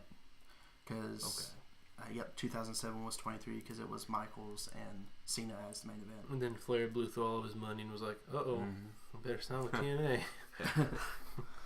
Then, I would agree. It'd have been totally different. With Abyss, getting back to Abyss signing with WWE, do you think a match with Taker would have worked? Yeah, absolutely. You don't think we've already seen that, though, with Kane? I would be more along the lines of Mankind. Because Abyss has that Kane vibe, but he also, like you said, has that Mankind vibe. He's his own monster. He created his own monster. And that was the beauty of it. Okay. And that's why I think he got so over. Okay, let me throw this at you. What if he would have came with James Mitchell and you had Undertaker with Paul Bearer? That would have been good. That would have been really good. Because then you don't have to have Taker or Abyss talk. Mm-mm. No. That would They work. could be like Lesnar, just stand there in the ring, kind of moving their shoulders. Yeah. And do it a no disqualification match. I would. I don't know if you need that. I don't think you do. I think I would make it better. What if You're neither just one of them sell? trying to live back in ECW days. What if neither one of them Yeah. sell? You go back to 90s Taker. Just stand there. Yeah, you hit him. He moves his head. Same thing with Abyss. Then you got two powerhouses and people would go freaking insane. Somebody has to go down. Something different. It would be something different. Anyways, got way off topic there. Then, Ziggler gets Balor eliminates Ziggler. Then you had, which I thought I went crazy over. You had 3 guys representing the new era. Yes. Then you had three guys. Representing the Ruthless Aggression era. Yes. Balor, Reigns, and Nakamura standing face to face with Mysterio, Cena, and Orton. The faces of the Ruthless Aggression era with the faces of today. I was like, holy crap. This is a passing of the torch moment. Mm-hmm. Then, of course, Ray gets eliminated first, right? Is that correct? Ray gets eliminated first? Reigns eliminates Orton. And then Balor eliminates Mysterio. Oh, yeah, that's right. Sorry. We're leaving us with the final four of Reigns, Cena, Nakamura, and Balor. And I have hang on. Before Orton got taken out, I watched it and you pointed it out to me, Josh. You heard and saw, at least I seen it twice. Shinsuke now. John Cena with his blatant yelling. It's like, dude, we can hear you. This is we can clearly see you yelling at Shinsuke. That's what I was getting to. I didn't like the Final Four. I didn't either. And I was okay with 3 out of the 4. Cena being the one man I did not like. I think Cena they should have gave the rub to someone else. I've been okay with Orton. Yeah, Orton won it last year. He's won it before. He's got credibility. I'm not saying Cena doesn't have credibility, but Cena's getting too much like Hulk Hogan. Why? What is Cena's point? You know, what are they doing with him? That's what I'm trying to figure out. Here's what I was thinking that whole time. I feel like he was like the babysitter. Kind of just sitting there watching. You know, I need to make sure these guys... Kind of being the veteran, giving directions. Kind of like, okay, I need to see if these guys are going to be good before I leave the company. I need to make sure this company's going to be taken care of. Which, as fans, we all know, if they book it right, WWE can go way, way, way. I think we can mostly agree that it's not the superstars. It's not the superstars. In a lot of it. Yeah. It's the booking, mostly. Right. It's how they book them. If they book it right, this era that they have right now, superstars, can be a lot better. It can be up there with the Attitude Era. I think this roster is better than the Attitude Era. I agree. I didn't say the mic skills and all that, the watchability. No, absolutely. But the in-ring skills, oh yeah, the credibility, and the fans getting behind them, is just as good, if not better. I don't know about the fans getting behind them because, man, when Steve Austin come out, I'm talking about still like to with this Nakamura. day when he comes out. I'm talking about with like Nakamura. Oh, AJ Styles. Yeah. You only have a low number of wrestlers that actually has that draw still. Right. Well, so you had that in the Attitude Era as well, during the Monday Night Wars. You had Shawn, Taker, Austin, Rock, Triple H. Being the top Foley. And Foley, and Kane. 7 guys. Everybody else, yeah. I mean, New Age Outlaws had a catchy gimmick. They eventually drew, as they went along. Kind of like how a certain tag team in NXT with a certain legendary manager was like, but they're getting way. 15 years from now, do I see WWE? are you going to remember the Usos? Yeah. As well as the New Age Outlaws. 15 years from now, with today's, with the internet and everything, I believe so. Because the Usos have finally reinvented themselves to a gimmick they like. Okay. Like, they can relate to. Like, they're like, hey, we can do this. We like this. We can make this work. Kind of like how the Attitude Era was. That was all about, you do the character that fits you, then we'll try to get it over. If it fits, we'll go for it. If it don't, we'll try something new. We just need something. Sadly, it's getting to that again, but without the competition. And that's where WWE's hurting at the most. That's just me personally. So with this Final Four, you have the new guys staring down the Old vet. Yeah, the veterans. Mm-hmm. And then you had the veterans take out the new guys, correct?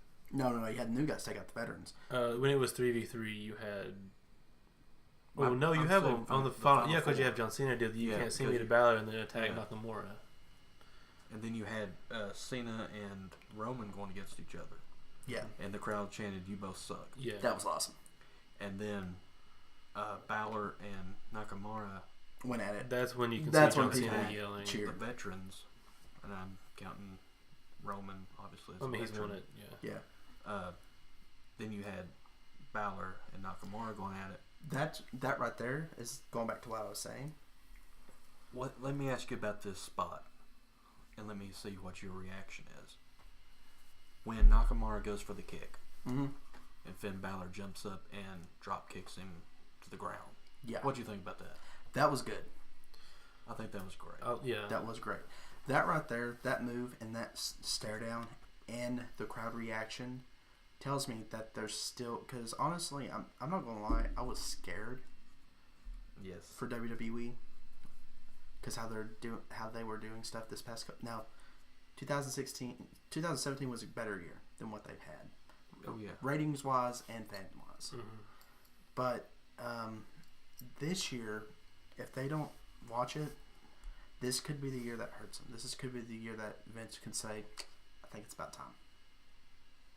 Also, this year is TV negotiation year, That's true. It is. Yes, it so is. they're gonna want to be on top of their game and be consistent. Now, back to what I was saying. Cena was in there. You've seen that spark. You've seen that reaction between Nakamura and Balor. That right there tells me this company's going to, if they keep at it, booking it like they are, this company's going to be good. Oh yeah. Absolutely.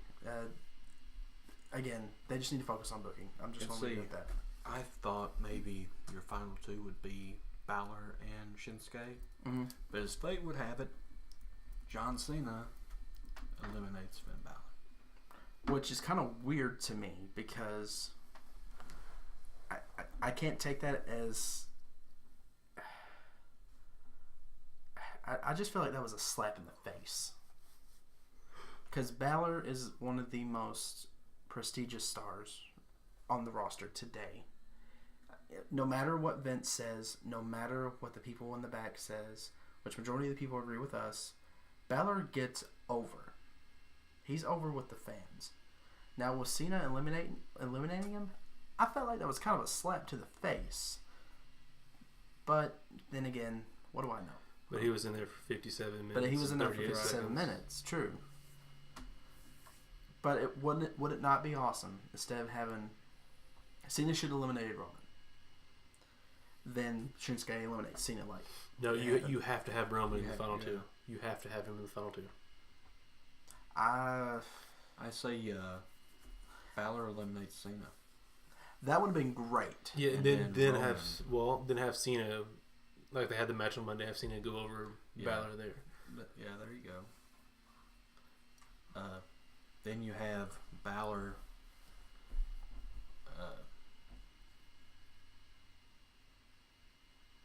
Balor's eliminated.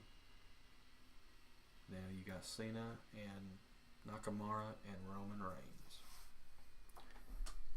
Sorry. And the crowd is fully behind Nakamura. Yeah, absolutely. Mhm. I mean, that wasn't surprising.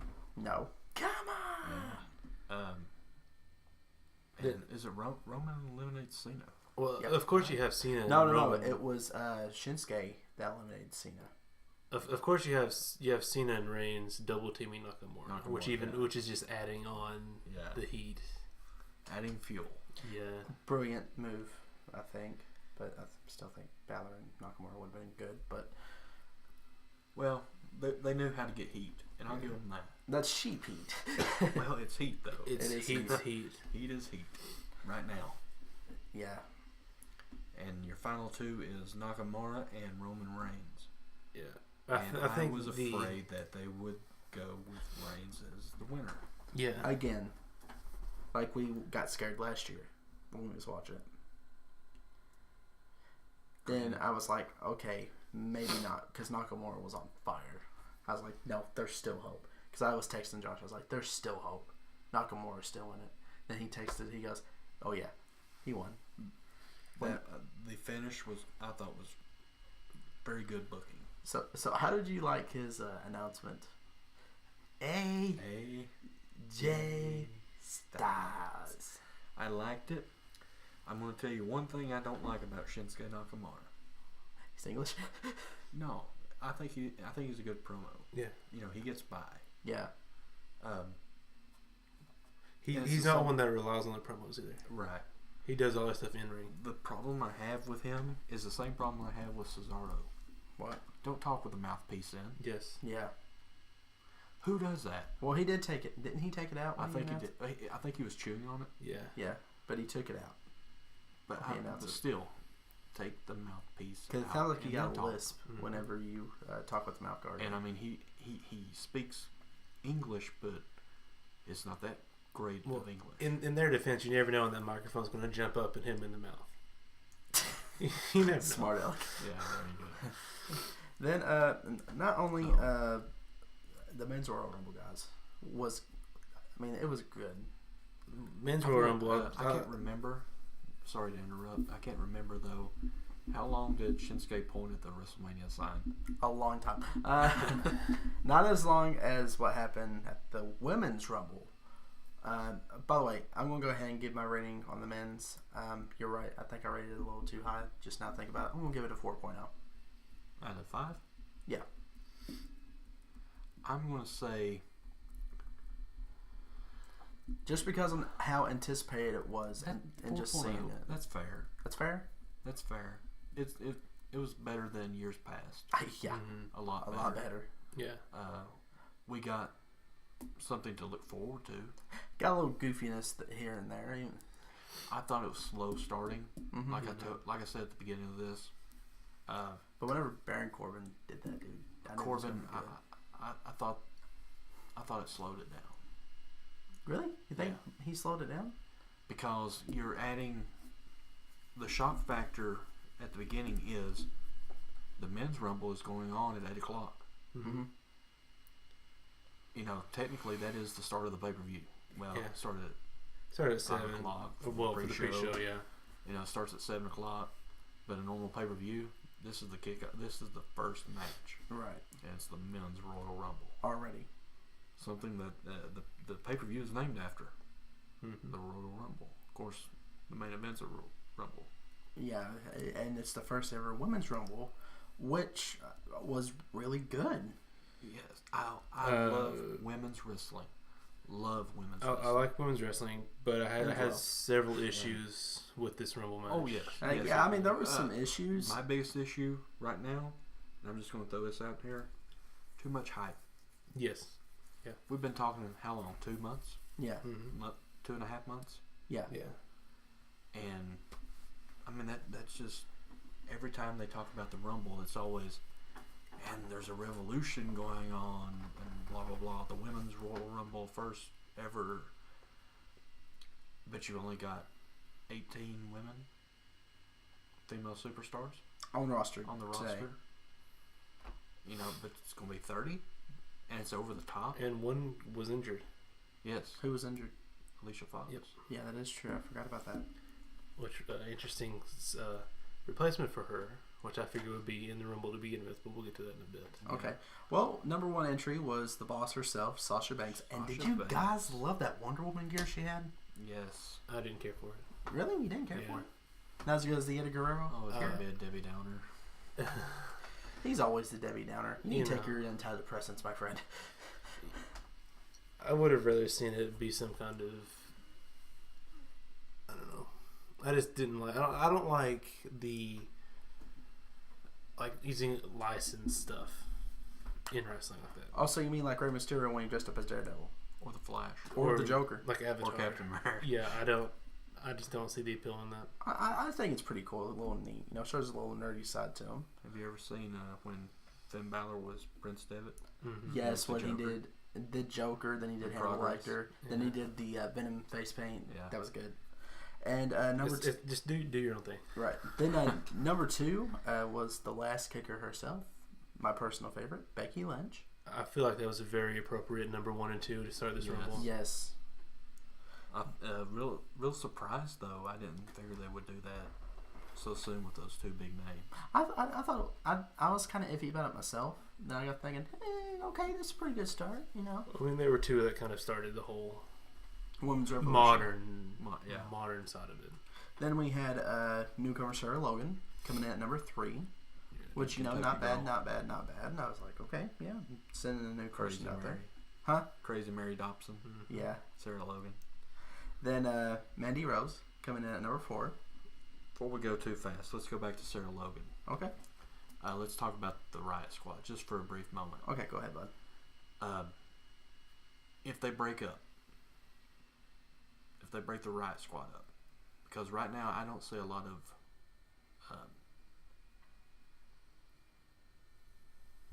fluent work with them. Mm-hmm.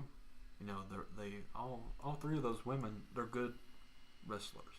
Don't get me wrong, but they all 3 feel like something different. They don't gel. The only reason they did that is for the Rumble.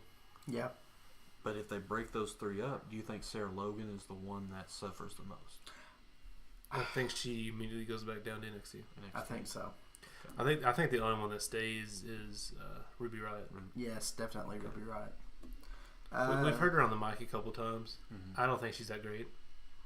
I mean, she's got potential. Good on NXT, but which this is a whole different. Right. You think the my women's problem- division in whole from NXT to main roster? You think they're going a little too fast with it?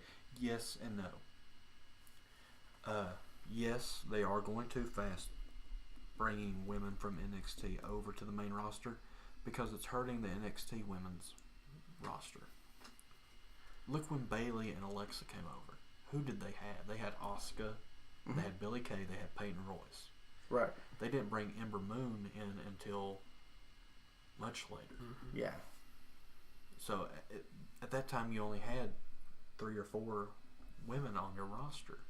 I think that was a key factor into doing the women's tournament, And the Mae Young Classic. My theory with the bringing them onto the main roster too fast is this is supposed to be the women's revolution. Right. Can you tell me a storyline? Can you tell me a feud that has been memorable? Well, there was like this, Lita and Trish. On main roster, absolutely not. Well, there was that little bit of Charlotte, Bayley, and Sasha Banks, just a little bit, but it's not memorable. Mm-hmm. It's not a Lita versus Trish. I mean, Rock and Austin. There's too many 6-women matches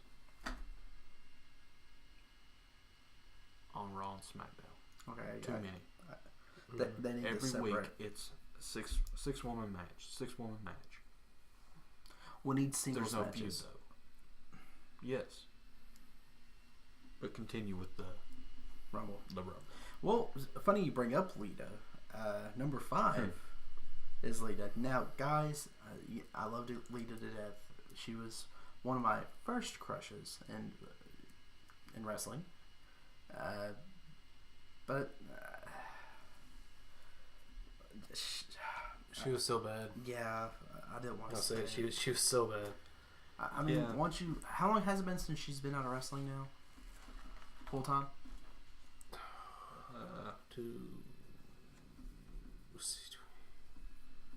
I'm not sure. What, close to 12 years? Probably a little bit longer than that. What was her last Mania? Was it with Edge when he Yeah. took on Mick Foley? Yeah. So about 12 years. That was what, 23. 2016. That'd be WrestleMania 22. Yeah. Yeah, 22. Yeah, 22. Wow. A long time ago. Yeah. Yeah, no kidding.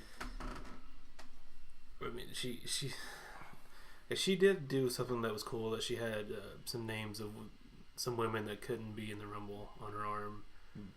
Names I noticed were Chyna, Sensational Sherry, and Luna. Yeah. There could have been more that I just didn't That was a stand little out. kind of nod to the ones that passed away. Yeah. Especially China. I mean, if China was still alive... Hey, let me ask that question. If China was still alive, do you think they would allow her in this Rumble? No. Not even a handshake deal. Yeah, sure. No. It goes back to what Triple H said. Mm-hmm. What? That you could type in, a child could type in her name on Google searcher. Yeah. It's crap. Yeah. I mean, Maria Kanellis was in Playboy. Tori Wilson was in Playboy. Kansas Michelle was in Playboy. And I'm... Well, she wasn't on the Rumble, was she? No. My thing is, and I know that China done some worse things than that, but give her credit. She was a pioneer. First woman ever and only to win the Intercontinental title. And this one of two women to ever enter the Royal Rumble. Exactly, and the other one being... Three. Three. Really? Karma. Beth Phoenix. I forgot about Karma. Yeah. That's... AKA Awesome Kong. If you're a TNA fan. Sorry, I kind of was. Few and far between. Thanks, those buddy. TNA fans. Who had the better WWE run, Karma, or AKA Awesome Kong, or Michael Bennett? Funny you should mention Michael Bennett. Maria being one of those girls who posed for Playboy. Right. I mean, She was on Karma. Raw 25. Karma eliminated Michael Cole. Ooh, boy. So Yeah. she's got that over. Then let's talk about that moonsault Yeah. on Sasha. I didn't think she'd made it over. I was scared for her health. Yeah, Yeah, I did not think she had got the full rotation. I was like, what? Is she okay? I mean, And to be honest, I was afraid for a lot of the females' health in this Rumble match. because someone posted on again during this time I was looking on Twitter. Someone posted a video on it of her doing that, and I was like, oh my god, is she okay? Then of course she got limited shortly after.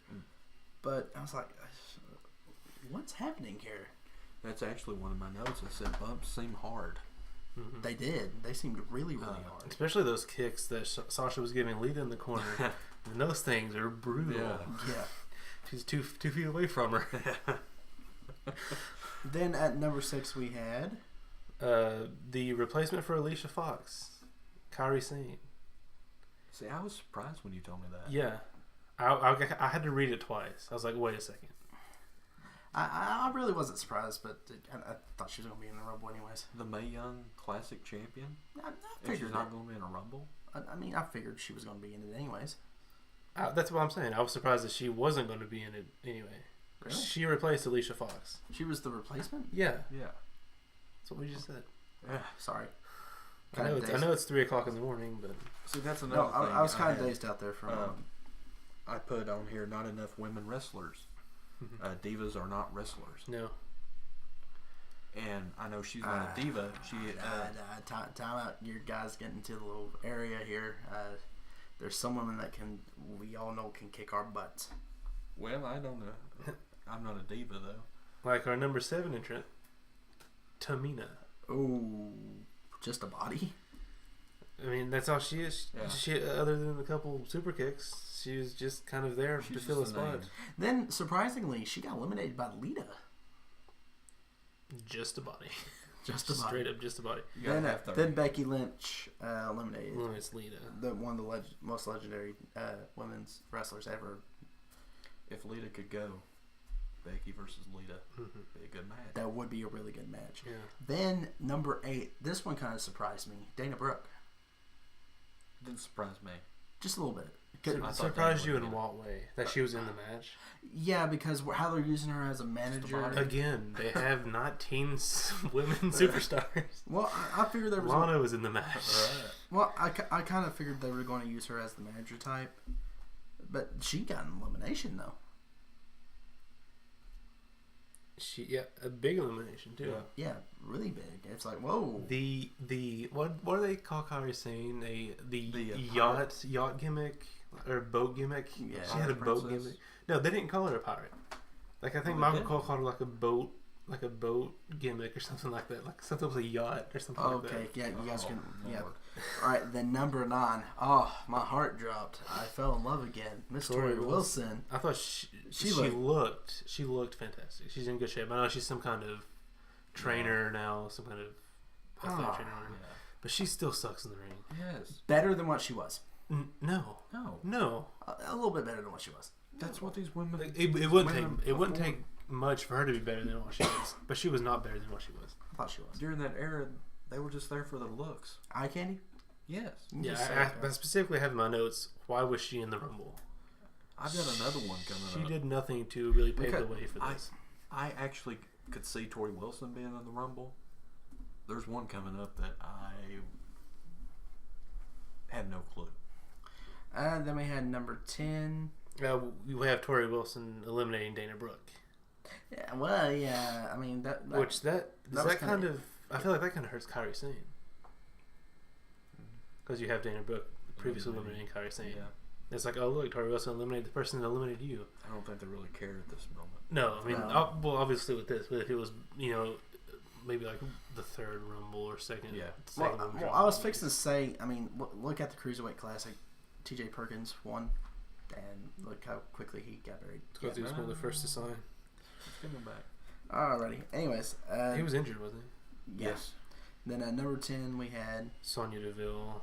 Who eliminates Tori Wilson. Yeah. Boring. Sonya Deville is one of the worst women wrestlers they have on the roster right now. Oh. So you think my wife has a better shot than her? I think anybody has a better shot than her. What's her catchphrase like? Because lace up and square up or something like that? Something like stupid like that. Yeah. You've got Shayna Baszler. Basically, it's the same gimmick. Mm-hmm. Why? Then you have number 11, Liv Morgan. Once again, it's just a body. I think her and Sonya and Mandy Rose and Sarah Logan. Yes, Sarah Logan. I think they've been called up too soon. Absolutely, way too soon. When they made their debut, the first thing that popped in my head was, were they even relevant on NXT? Right. They what? They weren't. I mean, missed opportunity with Peyton Royce and Billie Kay. Yeah. Right. Then number 12, guys, who had the biggest pop. I don't know about the biggest pop. Well, one of the biggest pops. I think 30 had one of the 30 was the biggest pop. Molly Holly. And number 16 had a pretty good pop too. Yeah, true. Molly Holly. Yes. I love me some Molly Holly. She was probably, in my opinion, the best performing legend that came back. She still got it. She could come back full time. She still has the look. She's beautiful. Even she's like a fine wine. Bring Hurricane back and bring Mighty Holly. The only issue I had with her in ring was her Molly go around. I thought she did phenomenal, but just it was on Sasha's end. Yeah, just her placement kind of was the bad part about it. That goes back to saying I've been noticing that about Sasha lately about selling. Not just with that, but with some with wrestling in general. She's been having a little trouble with selling. And connecting. Yeah. And connecting, yeah. I don't know, man. I thought it was just me. Then number 13, we had the ravishing Russian Lana. Rusev Day. Rusev number 1! And still bad as ever. Yeah, she's still. Bad as Tori Wilson? I'd say close. Probably on the same level as Kelly Kelly. We'll get to that later. Let me back up and punt. I said Sonya Deville was the worst women's wrestler on the roster. Never mind. Lana is the worst. but that music, though. Yeah, the music. And the look. I mean. Yeah, that attire was pretty cool. The number 14, guys, Miss Taker herself, Michelle McCool. There was an Undertaker chant while she was out there. Yes. Who got the most eliminations this Rumble? Let me ask you this, though. 5? Yeah. She got 5 eliminations. You had Michelle McCool in the Rumble. Who looks great still. Where's the other half? Where's Layla? Why don't have them both in there at the same number? Right. That'd be pretty cool. What cool?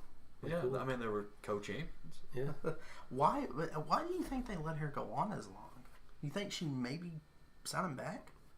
Her husband is the Undertaker. Well, I mean, not only that. I mean, back in an era of wrestling where viewership was as down as it is, worse than it was today. she was the champion, and I thought in her day, she was Cool's day, yeah, that they were the only good thing going. Yeah, exactly. For the women. Then her come in and just kick butt like she did. Awesome. Yeah. I still feel like that's still not justifiable as to why she has the most eliminations.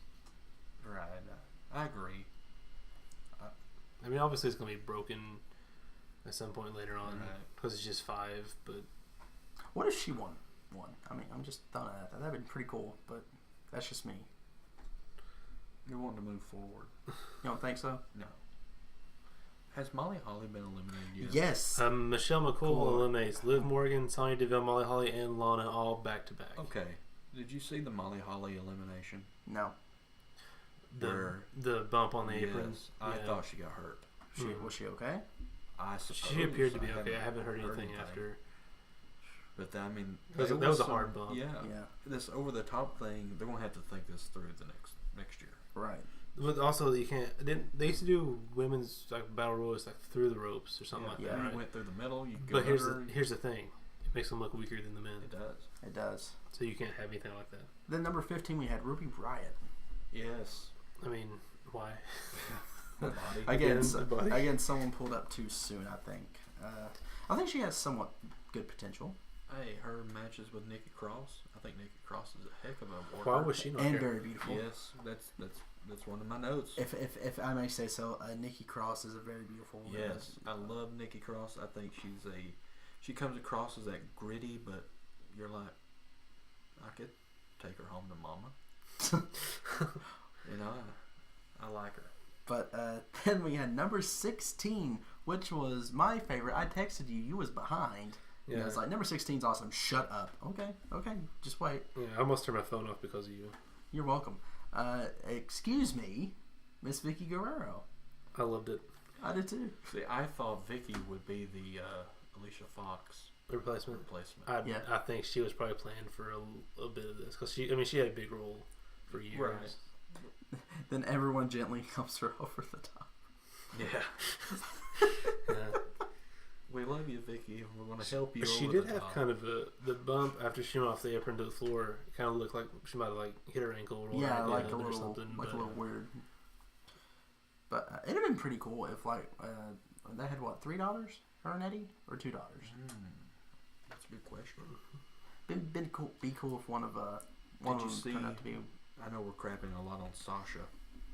Did you see on Twitter the exchange between her being Sasha and Vicky? I haven't had a chance to watch it yet, but I've seen where they very emotional. It's very emotional. Yeah.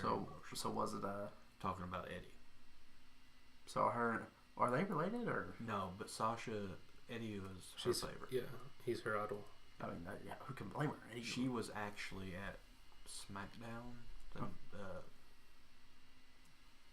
I think it was SmackDown right after he passed away, and people had RIP Eddie signs. R.I.P. And she thought he was taking on the Undertaker. She didn't know he's dead.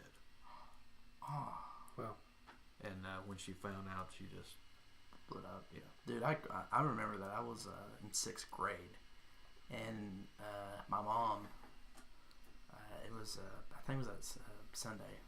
Someone posted on there, and she knows how big of a Latino Heat fan I was. I mean, huge. You remember the Ruthless Aggression, like the 12-inch tall ones? Yes, Very first one I bought was Eddie and Mysterio. Two of my favorite guys from WCW that were making it big. I thought Eddie was going to win the World Heavyweight title, which, if I'm not mistaken, he was planning to soon after. Actually, that pay-per-view. Yes. Then my mom goes, you might want to watch wrestling this week, son. I was like, watch. She goes, you might want to. Then it showed Eddie passed away, and I was like, oh, God. I cried as if I knew the guy. In which, I felt like it. As a kid, this guy was funny. This guy was, he made me love him. He made me hate him. And he was thinking now, since I'm older, was the total package. No pun intended, like Luger, but Eddie Guerrero really was the perfect wrestler if you stop and think about it. He might not have been the tallest man. He might not have been the biggest guy, but he was the wrestler. I remember hearing the news that Eddie had died. and I went and told my dad automatically. I mean, if it wasn't for my dad, I wouldn't be where I am right now with wrestling or in life in general. Right. And I just remember him being in shock. Like, what And happened? then he cried. And I'll never forget that. And I'll never forget the last match that I ever saw Eddie Guerrero take on. Fighting. He was in Knoxville at SmackDown Live at the Civic Coliseum, the old Civic Coliseum. And ironically, he took on The Undertaker. And that was a great match for a live show. For a live house show. Pop quiz. If you guys know this answer, what was Eddie Guerrero's last official match before he passed away? Do you guys remember? We mentioned him earlier. Rey Mysterio? Nope. Josh? I'm not sure. Alrighty. Well, I'll go ahead and say it. It was Mr. Kennedy for the next spot open for the Survivor Series. Okay. Because Eddie pulled an Eddie. That was the fatal four-way for the world title, right? No, that was for the actual Survivor Series match for SmackDown vs. Raw. Well, now, before he died, he was supposed to have won the... After Survivor Series. Okay. Because Eddie pulled an Eddie, smacked a chair against the mat, that's right. and I'm threw it sorry. at Mr. Kennedy, laid on the ground, and went, he hit me. Then the referee rang the bell. And I remember it, because I remember watching it on UPN, and he was going, oh, then he just did this little wave, and went, oh. Okay, let me take us on a huge detour with this. Massive detour. Go from Eddie Guerrero to NXT TakeOver War Games. Talking about a chair spot. One of my all-time favorite spots. Where we get to an emotional, heartwarming yes, person. this pops in mind. This has to be talked about. Kyle O'Reilly has a chair in the ring. Mm-hmm. He swings it while just going to hit, like it looks like it's going to be a headshot. The guy, I forget who is, maybe Sawyer Fulton, something, but he rolls out of the way, he hits the top rope, and the chair bounces and he hits himself in the face. That was funny. I thought that was fantastic. It's like an unprotected chair shot, which I thought was kind of. Then he just. It was a good hit back, but I thought that was. It goes back funny. to those antics Eddie would do. Yeah. I like that. Yeah, Eddie. I can spend all day talking about Eddie Guerrero, but you know, I heard about that video. I'm gonna have to watch it after the show. It's really good. Vicky actually has another spot in the Rumble too when number 17 comes out. When Carmella comes out, Miss Money in the Bank. Vicky actually hits her with her briefcase. Yes. And lays her out. I think that was funny. Then you had the Queen of Hearts come out, Natalya. Just a body. Yeah. Just a body. She's still pretty. She is. No. The next one's a body. Kelly. That's what I was going to say. Really? Really? I have a note in here that she botched every one of her spots. She did. I think she was supposed to go out as soon as she... I believe she was supposed to go out instantly. Yeah. But I think she just botched everything. I think she's just been a botch her whole entire career. Yeah, she the next Botchamania is just her in the Rumble. Yeah. And Randy Orton. Yeah. Oh, God. Stop. I didn't say nothing. I just mentioned the name. Then Natalya eliminates Miss Taker, Miss Michelle McCool. I don't recall. Maybe y'all can help me. Excuse me. Did Kelly have an elimination?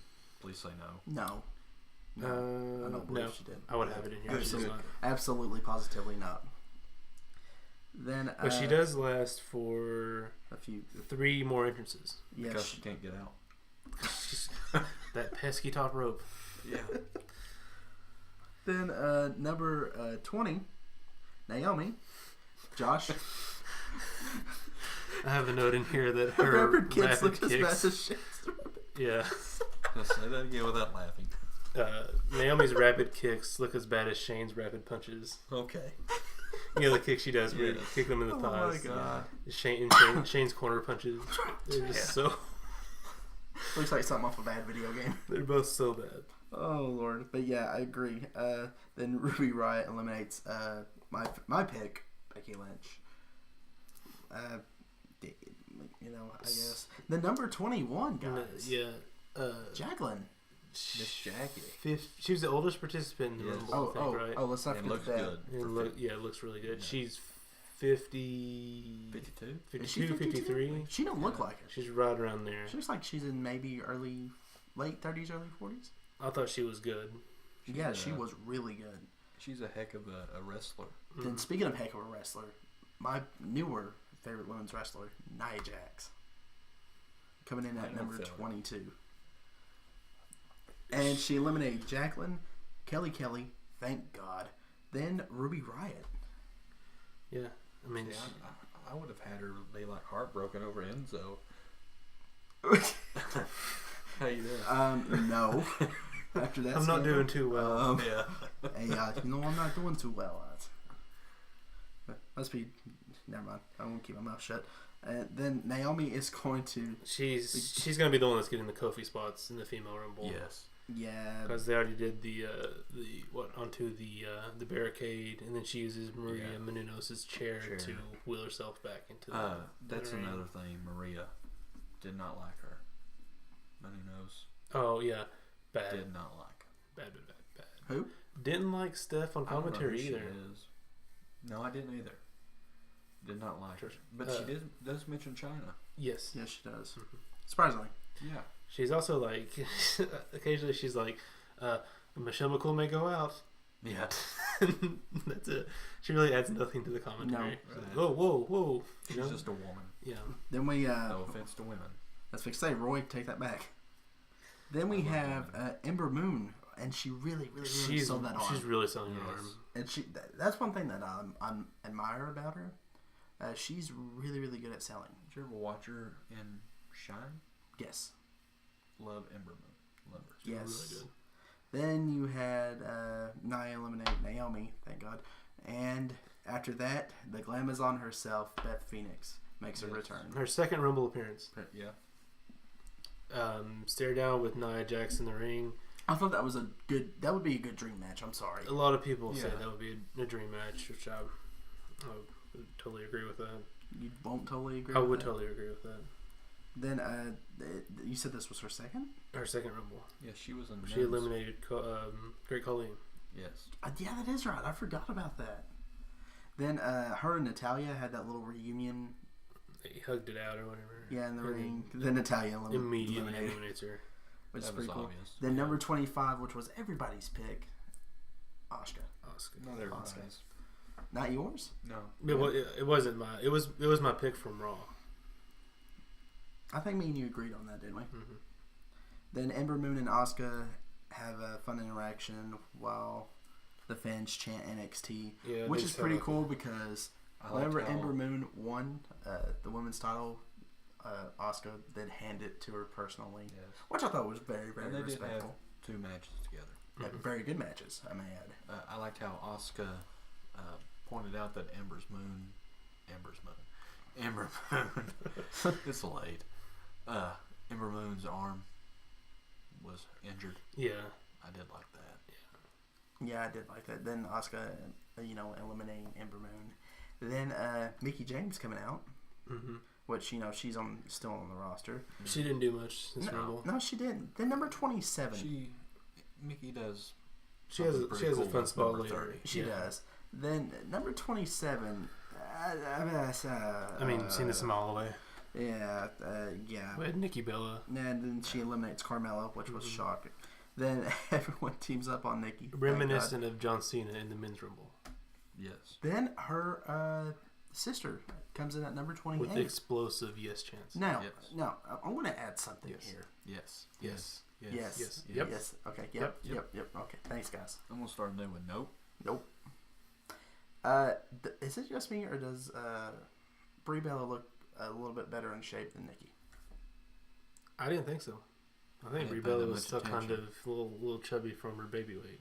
I mean, given that, but ring wise, I mean, I think she's always been better than Nikki. Yeah, absolutely. Yeah. In in-ring performance. At this point, I'm just waiting for my girl to come out. At number 29. We have Bayley, which we want some Bayley. I personally forgot she was even in the match. I personally forgot she was still in WWE. I thought she should have won it. Just saying. You'll be all right, buddy. She still owes me a hug. Yeah, me one. Yeah, wait, a little side note on that, Josh. I know we're trying to, go through the podcast. A little side note here. Same about NXT Louisville. I don't know if you know about this story. Roy here was getting a picture taken with Now, Paul Bailey. Harvey, tell the whole story. I am telling the whole story. We stood back there. You for stood hours, back there for hours and and waited. they arrived, and they just walked by us. Ooh. And Bailey waves at us. Alexa waved at us. Samoa Joe done the Hawaiian Yeah. thing. Balor gave it too yeah. sweet, which Yeah, I thought was too awesome. sweet. And that was it. And I thought, oh well, at least we got to see them walk by us. You know, they acknowledged us. Yeah. So And, me and my wife Albert. start to Let's walk. not forget Albert, guys. Yeah. He acknowledged us. Tensai. Me and my wife start to walk away, And I'm like, to wait, go to guys, the guys, ring. guys. go into the arena, and Will stays back. And he's just over there talking with some other guys, and we hear a commotion going on. And I was So I like, said, why don't we just go back over here? I'm doing this to him. Like, Yeah, and here comes Will, and he's doing this. And I'm like, okay, I'm coming. Just give me time. You know, I know and I'm they're- sitting here doing this I'm because thinking- I knew he'd have I'm a heart thinking they're attack. going to let us in through a different way. Mm-hmm. So I come around the corner, and the first one I see is Bailey. And she's out there talking with the fans and pictures, and I'm like fangirling out at this point. He was like, oh my God. And I'm like, I don't know what to do. And we get in line, and she comes around and meets everyone. She takes a picture with us, me and my wife. And I'm next. Very wonderful, wonderful person. You know, she took her time with everyone. Mm-hmm. She didn't have to, Right. but she chose to. Right. Yeah. And then I said, Will, you're next. And I'm like, okay. So Yeah. I hand the phone to Roy, Yeah. and some douchebag literally pushes me out of the way. And she acknowledged. I love how she acknowledged it too, and Yeah. she felt bad, but she had to hurry and get back, and I just did this to her. I'm like, it's fine, maybe some other time. And at least I got to see you. Very beautiful woman in person that we had, Yes. and a very, very likable person too. Even though I think that one guy kind of creeped her out. I think, Bailey needed this win. I think so too. The Royal Rumble is designed for someone to get over that hump. Mm-hmm. Asuka, she's going to win that belt, Yeah, eventually she will win that belt. and you wouldn't have to say she has a loss. No, because No. this wouldn't count. Because back when Rusev was undefeated. Right. Goldberg, I mean, Yeah. I don't think there was a Rumble or something he lost. Wasn't there? It would have been 2004 Rumble. No, I know where you're talking. Back in WCW. Yeah, WCW. Oh, It was like a battle royal. Yeah. Like Like a him and- World War III. Him and someone had a feud going, and they just fought to the back. Yeah. Disappeared, and you never saw them. But I think Bailey was the one that needed this win. Then, after that, guys, number 30. We all love her. We all miss her. Thankfully, it was not Ronda Rousey. Yes. Yes, we'll get to that in a moment. Thankfully, it was not Ronda Rousey. Okay, we'll But- get to that in a moment. Well, hang on. If it wasn't anyone besides who is number 30, Mm-hmm. if it's not Ronda Rousey, they were going to boo. Yeah. They were going to give the Rey Mysterio treatment. Mm-hmm. The one who was 30, that's the only one Got a good that pop. they could Got a put there. great pop. That's the only one that would get a pop. And that was Miss Trish Stratus. Yes. And she was Satisfaction. amazing. And she's back blonde. And I was like, I never had a problem with the brunette. I was like, when I seen it, I was like, oh, my girl's back. And my wife goes, I'm sitting over here. I'm like, no, not you. That's my girl. Sorry. Another wasted moment. Could have had Trish and Lita Yeah. It's been done. segment. Granted, Didn't need Austin it. and McMahon's been done. Yeah. You're saying they could have started the match? They could have been 1 and 2. Because they, you could argue that they started the revolution. Who would have been 30? Bailey. Should be. No, They didn't boot out of the they building. moved. Vicky Guerrero. Okay, Okay. I'm for that. Yeah. People for would have that. probably been like, but okay. Excuse me. As soon as they heard that, that would just, Yeah. that Yeah. would have been the end of it. Then, guys, that double satisfaction on the Bellas. She still got it. It was a little sloppy, but it still it got it. still looked good. She still got it. She can go. Yeah. Then had a little Better awesome. than Lita. Then I had a little. Yeah. And had kind of like a little reunion between her and Mickie James. Mm-hmm. One of the greatest rivalry in women's wrestling. That's what I was getting to earlier. Every cloud has a silver lining. I remember that for WrestleMania 22. Yes. That was they left all the sexual stuff. Yeah, that was a little weird. Reunion. Then Trish eliminated. She ends up eliminating Mickie James. Yeah. Then everyone teams up on Nia Jax. You have the giant spot. Then everyone eliminates Nia Jax. Yeah. Then Sasha eliminates Bayley. Sorry, buddy. That's okay. It's the elimination after elimination here. Yeah. I hope they build something. Then Sasha eliminated Trish as she tried to hit a Stratusfaction. Yeah, she goes to jump off, get her feet on the top rope. Sasha just kind of pushes her on over. Which I thought that was a wonderful spot. That was. Because if she didn't she hit the first one, that's enough. Then the final four, I disagree with. I disagree with the final three. I disagree with the final four. The Bellas, Asuka, and Sasha Banks. Asuka and Sasha Banks, perfectly fine. Bellas, Bellas, no. I love the Bellas being there. I don't. No cheap heat. Maybe final four is okay, but final three we had the Bellas and Asuka. I don't like. That's obvious who's going to win. The Nikki eliminated Brie. That's okay. I liked the Bellas being there. I didn't like Nikki eliminating Brie because then you had earlier in the men's room we had Roman eliminating Seth. Yeah. It's kind of the same thing, but we've also had we've had Nikki versus Nikki versus Brie so many times in the past. So we don't need it again. Right. I think it should have come down to.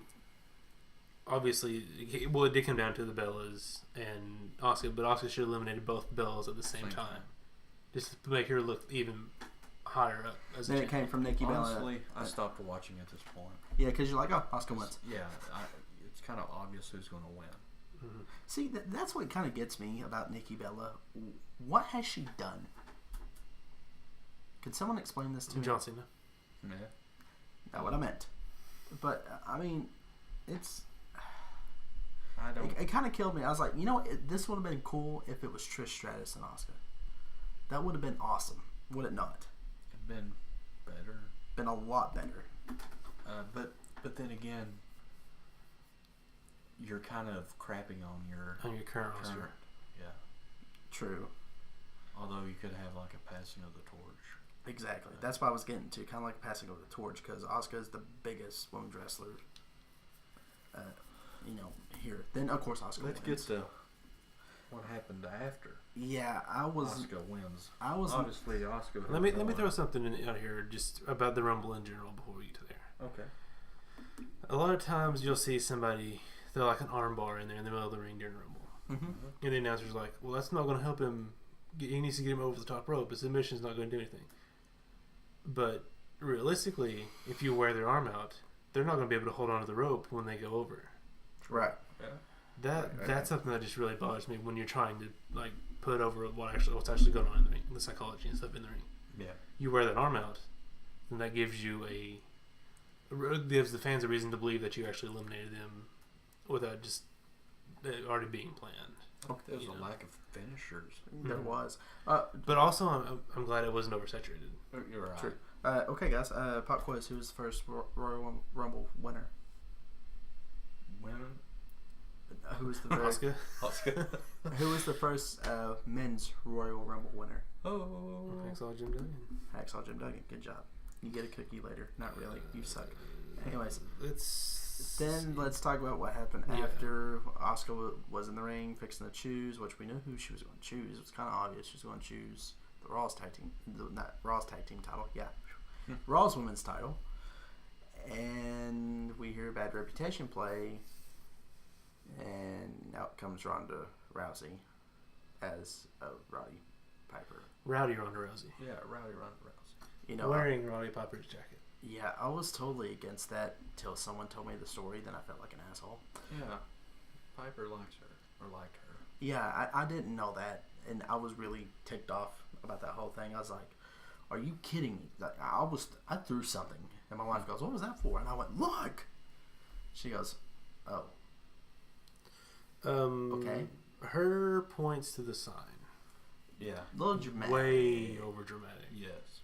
Still looks kind of cute. It's, to me, it kind of was like she was getting used to the fact that there was the hard cam. She's like, I gotta make sure I'm looking facing this direction so that I can get the shot. Although she covered up Charlotte. Yeah. Big time. Yeah. I think that's who she's going after. Do you think there's heat between Asuka and Ronda? Maybe. She didn't shake her hand. That'd be an interesting match. Yeah, but Yes do you think Ronda's appearance took the celebration away from Asuka? A lot. Yes, but at that point with the Bellas, you kind of already know what's going to happen. Mm-hmm. But I do agree that it took. Let's be honest. This match was only put in place for this debut. Yes. There's no other. There's a revolution. The revolution was not for this match. Mm-hmm. Right. Ronda Rousey was for this match. Right, and Ronda Rousey's been at the Performance Center for how many months now? 3? I think just a few weeks. Yeah. But I know she's been making sporadic appearances over the past few months. She's been training more than a few weeks. Yeah. But I think just add the Performance Center. Name. I'm going to throw this out there. We don't know how she is in the ring. No. We don't know what kind of professional wrestler she is. But by name. Mm-hmm. At WrestleMania 32, what did Charlotte promise? She said in a few years there will be women to main event WrestleMania. I think Charlotte against Ronda Rousey could main event a WrestleMania. By name wise. Could it? Absolutely. Yeah, it could sell too. Do I see it going that direction? No. I see it being the top 3. I don't see that match happening. What do you see happening? I don't see it happening this year at Mania. I think this year it's going to be, you kind of have you had it starting at WrestleMania 31 when she was in the ring with The Rock and she throws Triple H and grabs Stephanie by the arm and gets her in that submission. And then you have that little exchange afterwards when they shake hands, and they're both really, Stephanie's really hesitant to shake her hand. I think it's going to be either Ronda and The Rock, which I know there's some scheduling interferences with the movie he's filming, or Ronda and Kurt Angle versus Steph and Triple H. You're going to have Asuka versus Charlotte, and you're going to have Nia Jax versus Alexa Bliss. Wait, isn't Asuka on she on SmackDown? She gets the pick. Well, why would you put her with Charlotte? Well, never mind. Because you have to have the final resolution to the Nia Jax Alexa Bliss feud. True. I can see that. My only thing with the Ronda Rousey in a tag match against Stephanie and Triple H, that takes kind of the magic. Why do that after the Rumble? Yeah, and she pointed out sign on what straight to the champions, unless Stephanie screws her out of the women's title match. Well, we'll have to wait and see. But that's another story. Here's what I think. No offense, Josh. I mean, that's good thinking, but I have to disagree. I agree with Roy on this. It'd been a complete waste just to have her point at the Mania sign with the 2 champions in the ring. Let me ask you this. What if one of the 4 horsewomen, which would have to be Becky, Bayley, or Sasha, wins the Rumble? And now you have Charlotte in the middle of the ring celebrating that win. And Rousey comes out with her posse. See, I think that was the original plans. 4 horsewomen versus 4 horsewomen. The 4 horsewomen against. You have Stephanie say, yes, you will get that title shot, but it's going to be sooner. Because at WrestleMania, it's going to be the 4 horsewomen against the 4 horsewomen.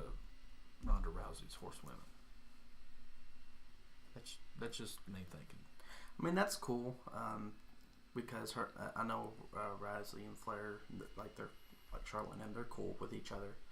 And honestly, if she could work with a champion, I think her and Charlotte can pull out a great match. Don't get me wrong. But the 4 horsewomen versus 4 horsewomen, be kind of cool. But that wouldn't be Mania for me. That'd be cool for like a smaller pay-per-view.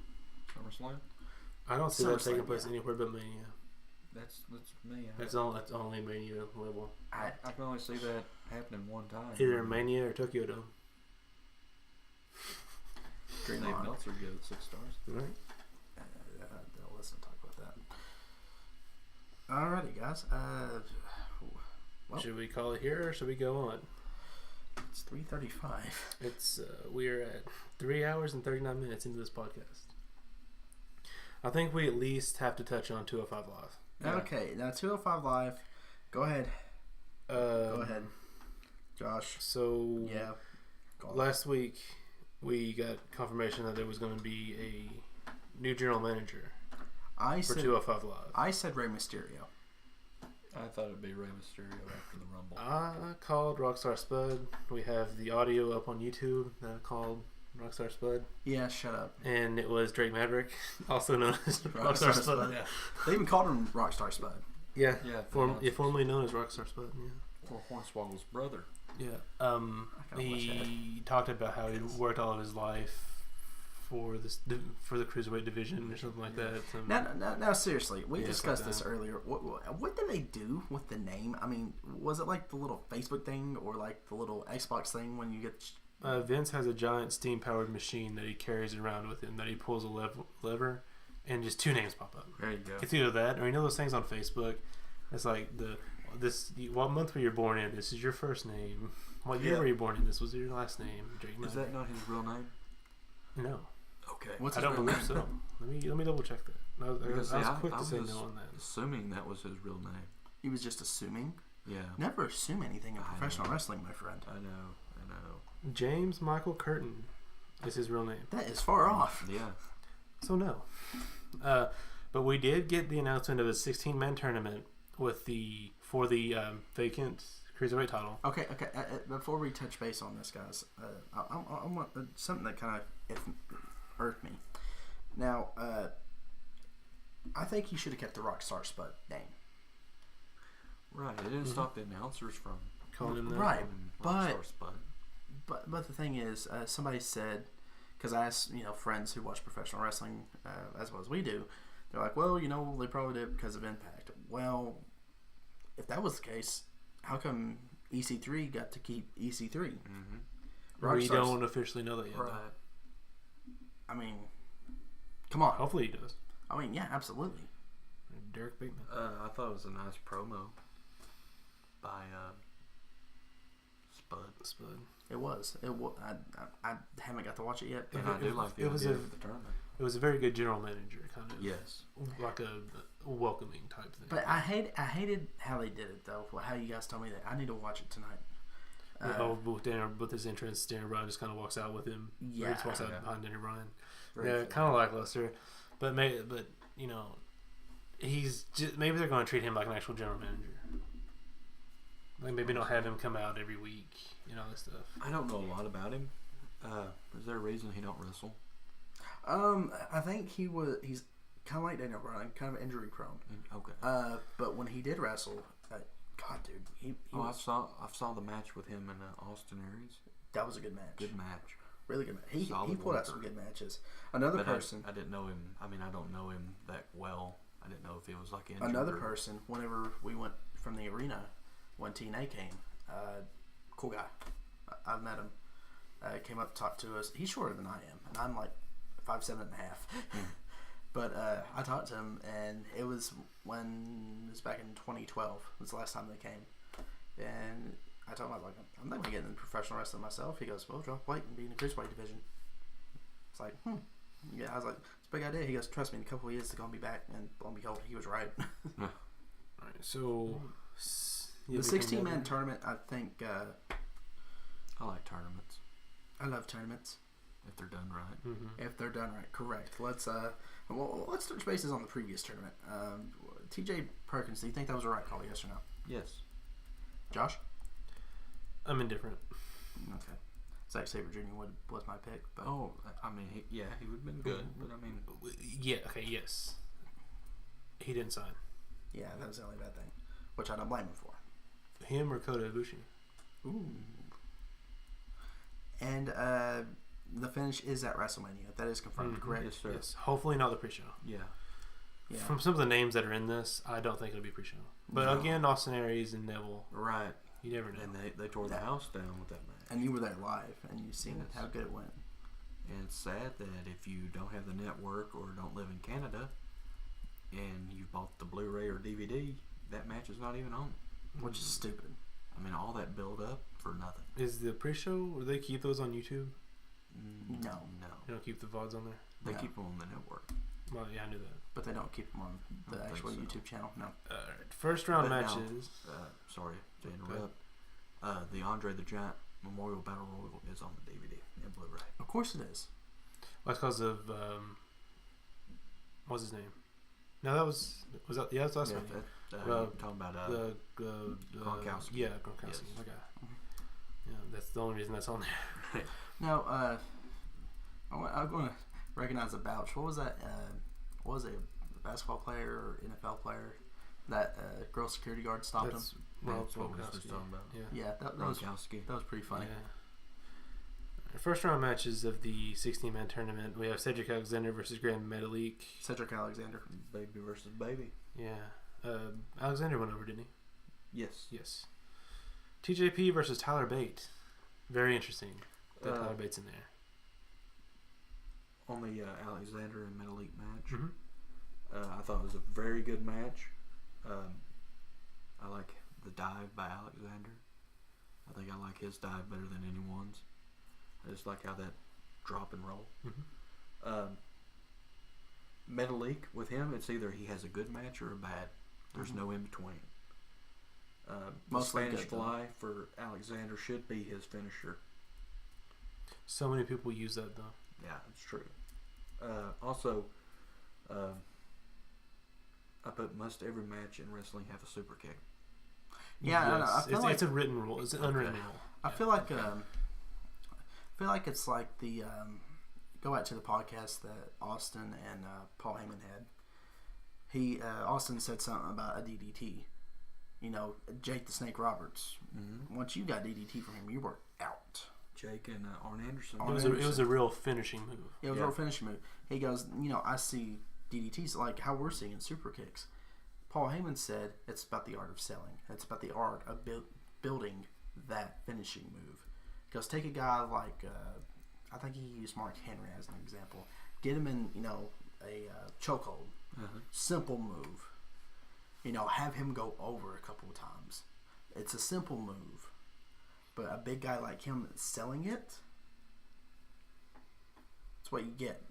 And again, I think that's what's wrong, especially with new wrestlers, because the wrestlers that are wrestling today watch the old WCW and WWE Ruthless Aggression Era. They kind of grew up while they were on the independent scene watching them, and some of them were doing high flying stuff.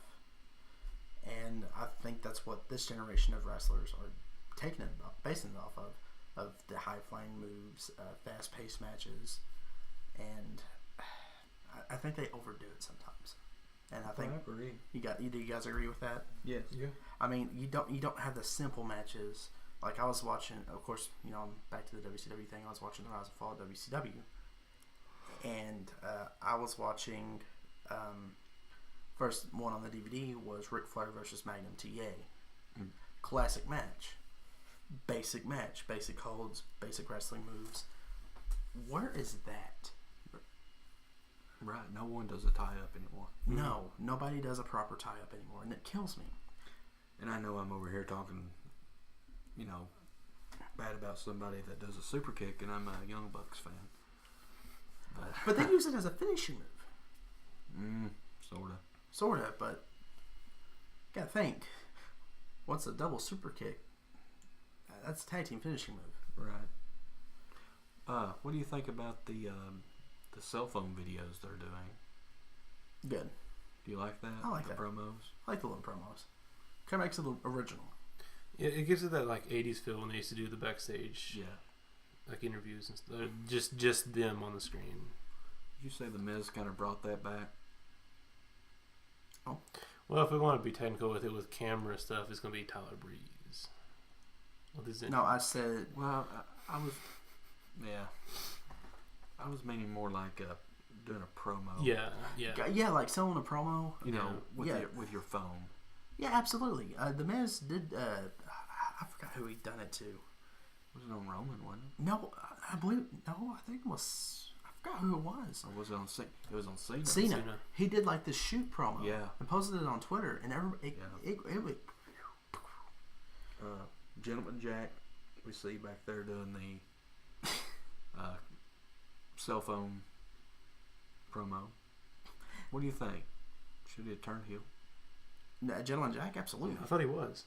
Yeah, I was asking, should he be a heel? Oh, yeah, absolutely. Yeah. Okay.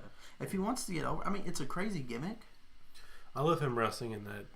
Like the suit, vest and stuff. yeah. I love that. I do too. I mean, you know, it's crazy. People think in America it's a crazy gimmick. In Britain it gets over. I think it gets over I personally. think he's anywhere. over here, Yeah. Big time. But I think it fits more with him being a heel.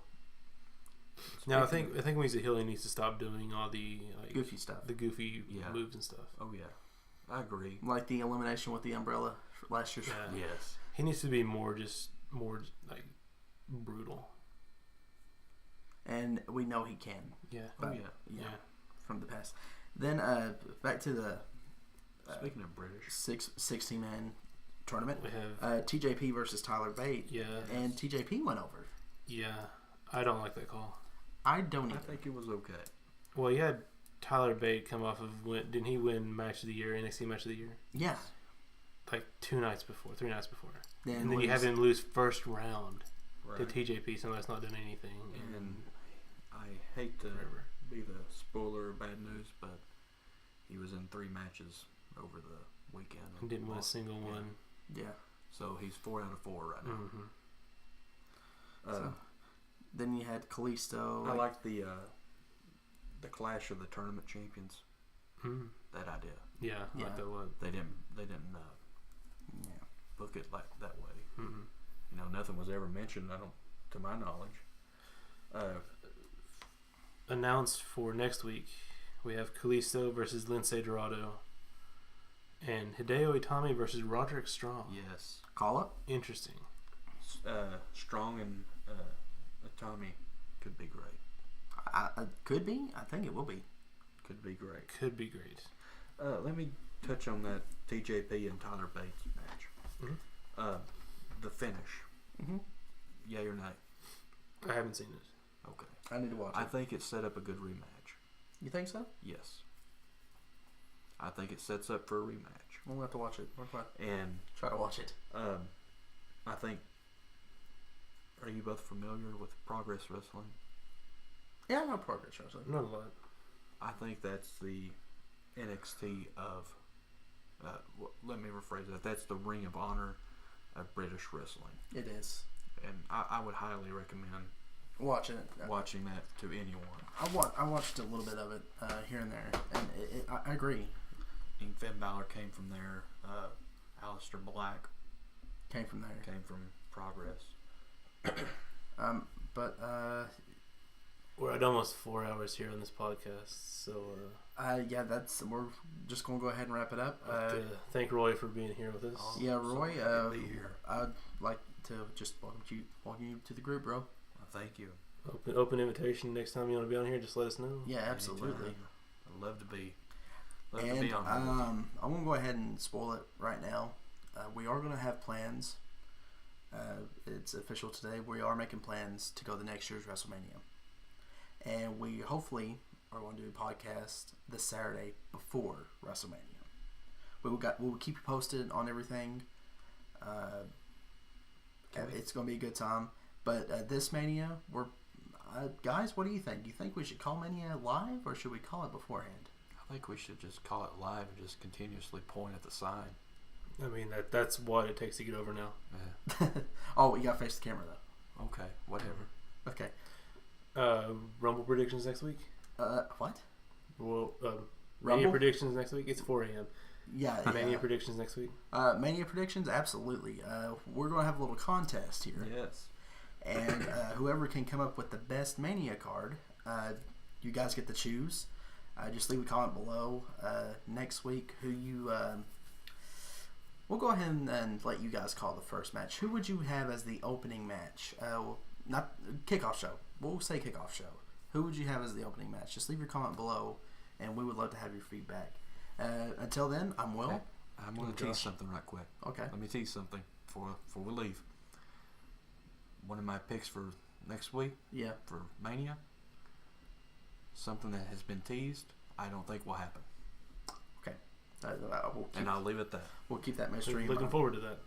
Well, again, thanks for listening, guys. I'm Will. I'm Josh. I'm Roy. And we'll catch you next time.